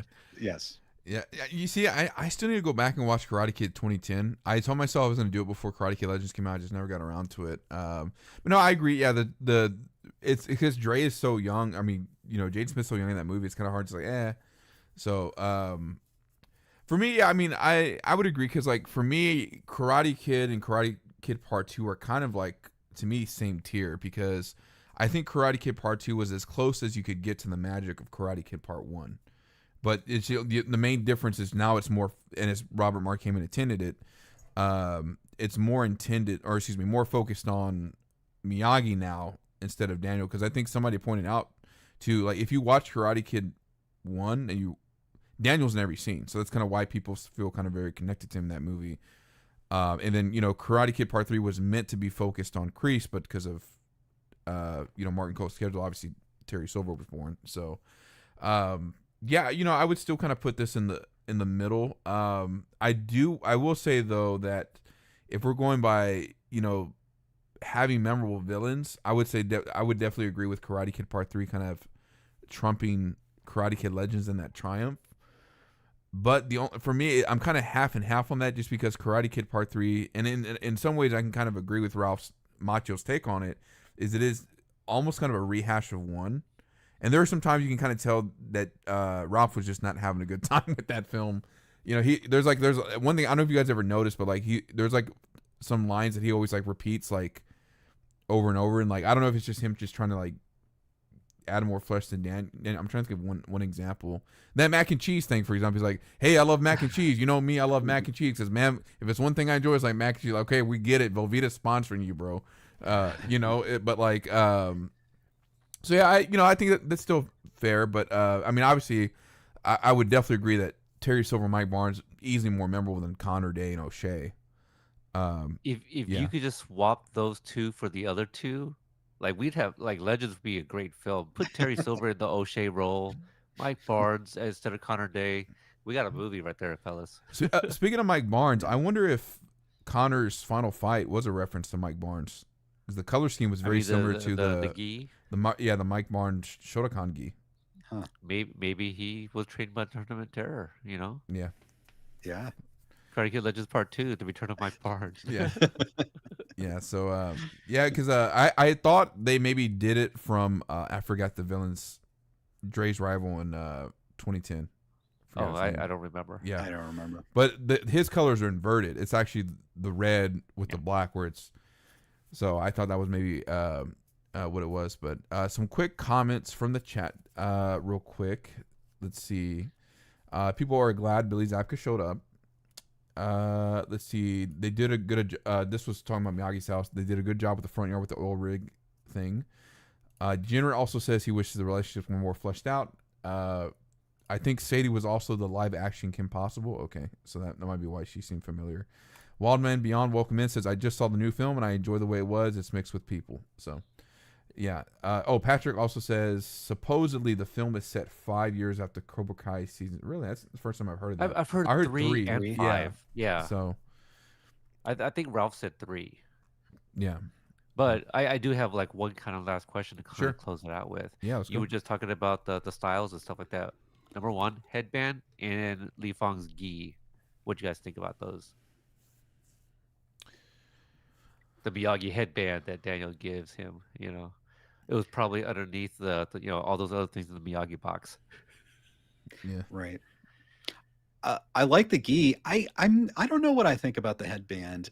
I'm wondering, would it have been more powerful if it was the same one that Daniel had? No, Um, I think that'd be a little disrespectful Might have if been it was the same overboard, one. yeah. Yeah, I think it diminishes like the value of it from the previous films. hmm, Makes it a little less special, like that's Daniel's headband. Like that was the significance of him giving it to or having Miguel wear it in season right. 4, Yeah. 5, 4, 4, yeah. 4. Yeah, towards the end of 4.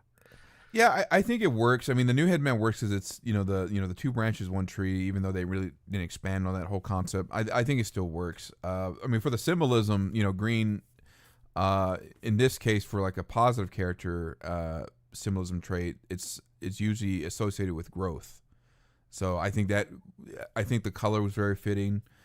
I didn't dislike it. I was kind of like it works because I know they tried to kind of mix both karate and kung fu, like with especially instead of like an actual belt, he has more of like a kung fu sash. I guess I could be wrong on what you call it, but kind of like Did it look too big on him? Was that like his brothers or something? Like I felt like it was a little big on him. Hmm. Or I was that didn't pay just me? attention, to be honest. Okay. But I think you might be honest on because I think now I almost want to say his brother was wearing green or something Huh. like that. I'm not sure. I'd have to go back and watch. Speaking of which, I wonder when they'll put it out. If they'll put it out like maybe a month or so afterwards. The pre-orders are up. I don't know if there's a date on them yet, but I know Okay. people have been sharing some images of the not only the pre-orders for that movie, but also apparently a box set including Oh, the all. the Yeah. legends. Yeah. So. Yeah, no, I thought. I mean, overall, I didn't really have a problem with it. But I think I'm kind of glad they didn't rehash too much from like the previous films in terms of the outfit. So, yeah. But yeah, guys. Let's talk about what you guys are doing now. Any upcoming projects or episodes you want to plug? Even though I know it's the Cobra Kai fandom is or not fandom, sorry, but the series has ended. But if you guys are working on some stuff, new episodes or other fandoms you're gonna be diving into. Some people really want me to do Avatar, not the James Cameron Avatar, but Avatar: The Last Airbender. I'm still kind of working on trying to that. It's just been so busy, but yeah. Ken, what have you been working on? We haven't seen Yeah, your you've been beautiful face absent, and man. smile in so long, man. Like I wish we were able to catch up just a little bit before you popped on because like I once know. I saw your face, I just wanted to talk to you about everything. Well, I've been working very hard. I know some of you watching right now haven't seen me for maybe over a year, as far as like doing a lot of like Cobra Kai, Karate Kid content on my YouTube channel. But I have been directing a feature film, and it's a huge project. And we are getting towards post production right now, or we're finishing up post production right now. And we do have some talent, some Cobra Kai talent that is working on this movie. So very, it's not related to Cobra Kai at all. Very different. But it's about storm chasing. So it's a documentary. It's a feature documentary. That's I awesome. feel that there's another one that you got to work on. Scuba diving and looking for the remnants of one Terry Silver. Like I would do that in a we second. Oh yeah, I would do that in a second. I'd love to. I would watch it. I would help fund to build Really? your submarine and find the pieces of the yacht, Yes. and see what you could dig up, a la the Titanic. That's great. We gotta. Now, I've been teasing this with Kim, but we gotta see him finally do Cobra Cole 2. We gotta That see would it. be fun. That would be so much fun. 100%. Yeah. The film. When are you able to talk? I mean, I'm sure you're probably under NDA right now, but when are you gonna? Do you have some announcements possibly coming soon? or Um, is still a bit? nothing to announce yet. Okay. We're getting towards right now. The target is we'll probably finish up the movie, finish the picture, excuse me, finish the sound, um, and create the deliverables sometime late July, early August. And so Okay. we're working through music right now, scoring, and then sound mix and color grade and all that kind of thing. So so I'm hoping that maybe in a few months I'll have something much more firm to announce. But I think it's going to be pretty epic. Gotcha. And Degenerate, no, this is nothing like a certain somebody we know. He made the joke color correction because there was this guy that was working on this film, and for like the past 2 years, so many different times, like, yeah, it's in color correction. So I was like, no, this is nothing like that. So, but yeah, but no, Yeah. I'm very excited. Yeah, Ken has already been in the industry for some time. For those guys unaware, but yeah, so very very excited, man. I'm happy for you. Congratulations, man. It's gonna be really awesome. Thank you. I've really missed the Cobra Kai stuff, and I've only been able to come back, a couple times for some key moments, and so I miss you guys. I'd love to get back and see where we're We going. Do you guys know what's happening like in the future? Like, have you heard anything about spinoffs or Still any? talked about, I think. But go Oh, ahead, Peter. there. I believe there was an article recently, and Ralph said something about there are several spin-offs in development, but it kind of depends where, TB3 wants to take what direction they want to take it, kind of thing. Um, yeah, but I haven't heard anything. But I was about to say, Ken, we should get together somehow, at the very least, me and you, to talk about our experiences on set. You had a very Mm. Yes, unique one, a yes, very special one that I would love to. I mean, I know you did some stuff as Sensei William, but something separate to kind of like put some our stories together. So yes. Shout out to we Sensei saw different. Ford, by the Yeah, way. Really, really absolutely. nice.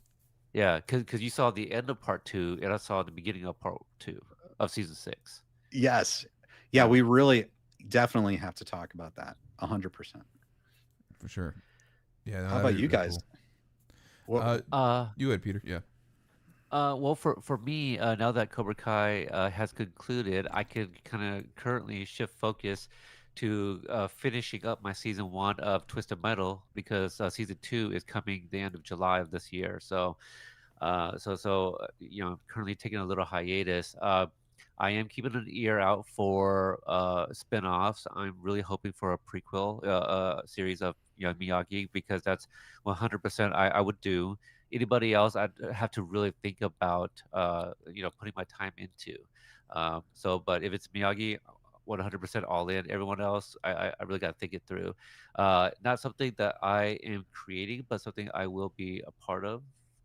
That is supposed to come out next year. You guys probably been seeing, people pop up in a certain documentary that's currently being in the works, produced by one of our, Oh mutual friends yeah. here. So, Shout out to Drew. so Kai I'll leave. Hearts. Yeah, Yes, yep, yep, Kai yep. Hearts. Speaking of that, I don't know if y'all know So this. I won the cosplay contest for that.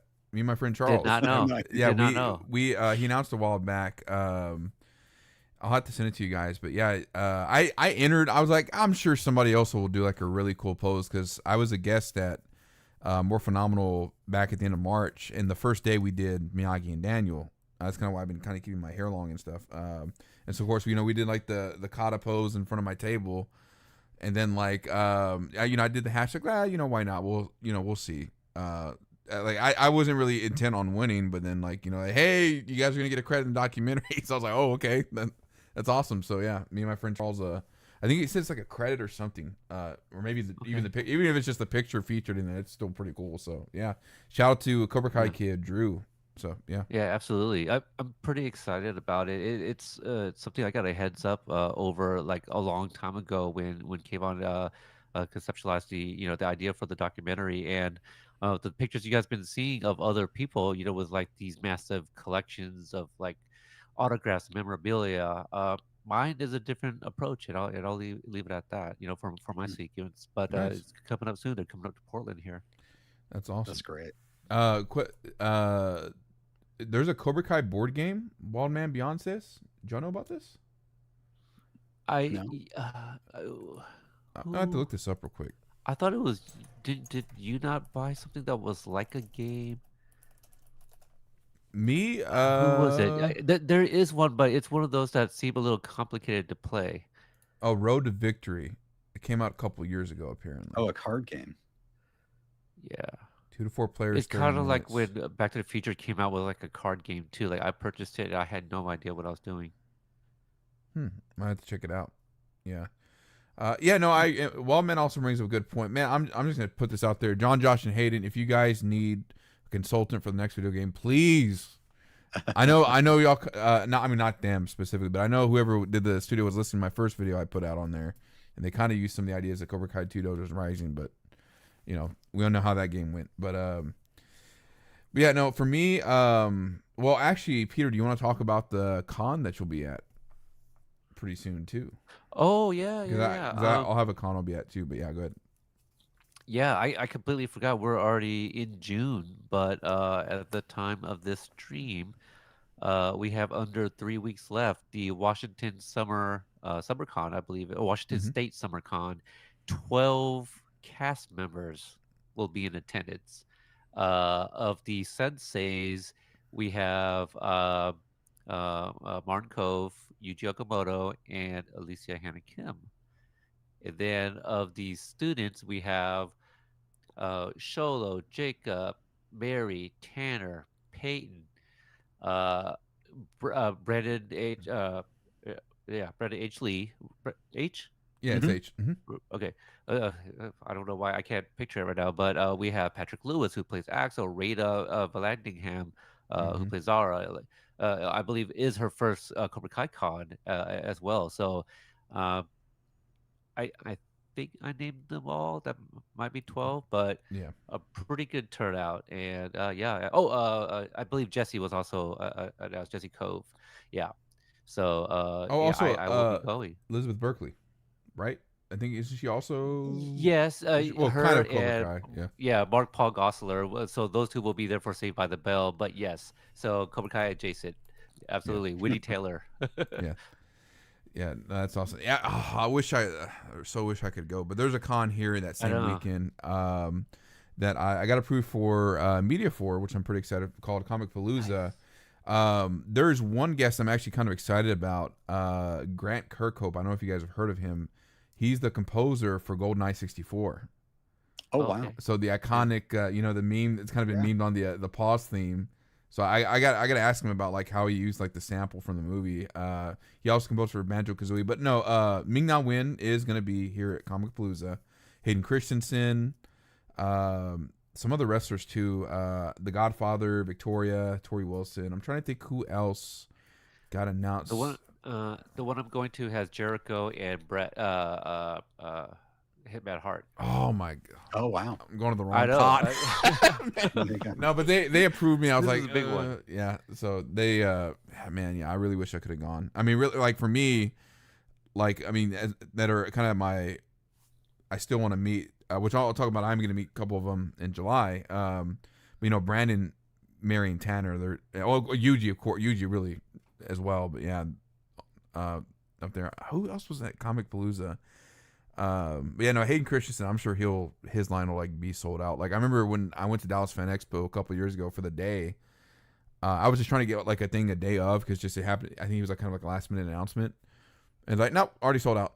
I'm like, gee, yeah. So Resident Alien Cast. That's right. So, but so yeah, so I won't be able to go to Washington State SummerCon, but I will be at ATL Comic Con in July. My first visit to Atlanta, where I'm gonna Martin Cove, Tanner Buchanan, Mary Mausch are gonna be there. So it'll be my second time seeing Martin, or third time actually seeing Martin, but first time to see Tanner and Mary. I got tired of them waiting around to come to Texas. So I'm like, the hell with them. I'm gonna go, before I get married, and just visit them. So yeah, got Yeah, approved for press too, or kind of influencer too. So we'll see what happens.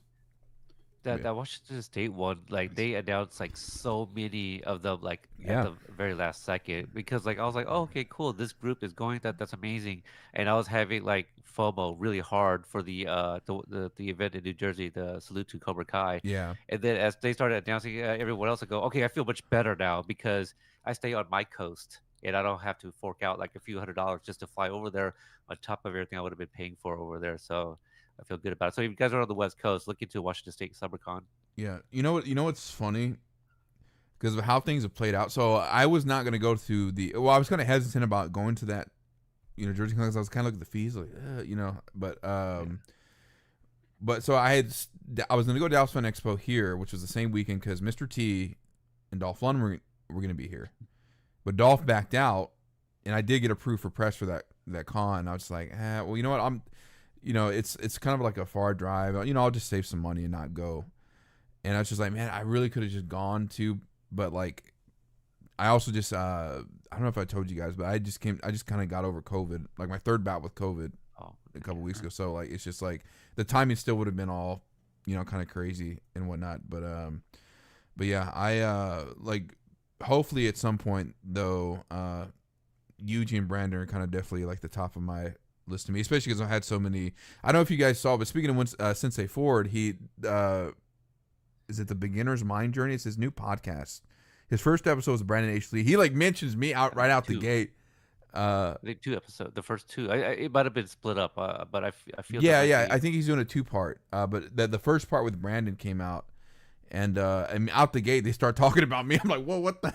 And then they also mentioned Peter, of course, too, which was really well. I don't know if you've seen it yet, but yeah, they mentioned like out the gate, like the first when they're sitting down, the first thing they talk about, they're talking about like, yeah, we've done some interviews, and yeah, I did this interview with Stryfe the Warrior, and Brandon's like, oh yeah, I love that guy, and then he's like, well, no, I was like, actually, it was this one with Peter and stuff, and then they brought up your name too, so yeah, it was just crazy, man. I was just like, it's still kind of unreal, to be honest. Yeah. So, I've been meaning to check it out. It's just it's a crazy time right now. Yeah, so for a sure. little incentive for me to start seeing it later then. Yeah, but con stuff aside, I mean, I'm still kind of just working on stuff in the background when I can. This was like the first kind of long form thing I've been able to work on. Still working on my gaming channel. I actually been putting out like some old VODs that have like a lot of beat 'em ups. Like I think the most recent one I put out was the original Ninja Turtles arcade game that I played like a couple years ago. Put that out. Just been doing that clips of that and stuff. I'm trying to think what else. I'll probably also kind of go back and kind of cover some Rocky stuff, and I'm just really just trying to find balance, so to speak, just because like it's just really kind of getting down to like, do I want to put out, like, I want to be consistent, right? But it's just trying to like not overwhelm myself of like watching Cobra Kai over and over and over, doing all these character analysis, and then so. But I have some doing some con stuff, and also just wedding planning, just doing that too. So but yeah, that's just kind of what's been going on. So that's big. That's a lot of stuff. A lot on your plate. Absolutely. Yes. Yeah. So, but yeah. Hey, hello, Mark Andre Blanchard says, "Hey, Stryfe, loved your work on the Karate Kid Minute Cobra Kai podcast." Well, thank you, man. I appreciate that. Definitely, if you like podcasts, definitely check out Cobra Kai Kompanion or the Kompanion Network, who also does a Twisted Metal podcast now too, right? Yeah, Twisted Metal, and then of course we got Ken Cole, Twisted Metal Companion, yeah, the Ken Cast legend himself. So definitely some more podcasts for you here to check out. Appreciate you tuning in, but yeah, guys, this was a lot of fun. Even if it's not like Cobra Kai, we need to do this again, honestly. Yeah, absolutely. Oh yeah, yeah. I'd love to talk movies, especially. Before I started covering Cobra Kai, like I had a like a nostalgic movie podcast, and I do new releases too, but I want to brush that off a little bit and kind of go back to doing some movies. It's been so long, so that's why I enjoyed like Legends. Yes, I mean a movie, like we could finally talk about a movie again. A lot easier to digest and kind of talk about too than like trying to go through like 5 hours of a season, so 100%. Yeah, so yeah, guys, another quick, let me drop some links in the chat. So if you guys are not subscribed already, check out Cobra Kai Kompanion, also known as Kompanion Network. Cobra Kai OG has been around since the YouTube days of Cobra Kai, and also I have Ken Cole as well. Terry Silver, Karate Kid Part 3 expert. Definitely check out their channels. So great to it's great to have both of you guys on at the same time, because I've worked with both of you guys on different projects on your channel, so it's always fun too. And you guys are definitely two of the people I'm closest to in the fandom. So it's appreciate you guys, for coming on. And I've met both of you in person, so and that's a rare thing because there's so many of us. So there's Yeah. not a lot of chances that we get to see all each other unless it's at a con. But yeah, both different events, obviously. But yeah, it was nice to have met you guys in person. For sure. So Yes. yeah, and before last thing, I promise. Where can they find you guys on social media outside of YouTube? Well, for me, I am on X as much as I don't want to be, but I built, quite a following, and several of the cast, follow me on there. A lot of the legacy actors, so I remain on there just for kind of promotional purposes and to chat about Cobra Kai if you guys want to. And I'm at Cobra Kai Pod, and on Instagram at Cobra Kai Companion, Companion spelled with a K. Yeah, there you go. And I'm on, again, I reiterate what Peter said about X. I'm on X, however much I don't want to be. I'm there. Let's just call it Twitter. Yeah, we'll call it Twitter. Yeah. No, it's that Instagram, Facebook. I haven't been updating a lot lately, but Kennergy Cole is my handle, and then I'm on YouTube, Ken Cole as well. So reach out, say hi. Yes, definitely. Stay up to date with what they're doing, even whether it's Cobra Kai related or not. I always implore people like, hey, because that's kind of what I'm doing with like the actors too. It's just like hey, I really liked you guys in Cobra Kai. Let me see what else you guys are up to. So, but yeah, I'll probably just end stream here. But yeah, guys, thank you so much for tuning in. Final verdict: if you're Karate Kid fan, go see Karate Kid Legends. Collective rating here is about 6.5 to 7 out of 10. Has its moments, but pretty decent Karate Kid film. So appreciate you guys for tuning in. You guys stay beautiful, stay awesome. Catch you around next time.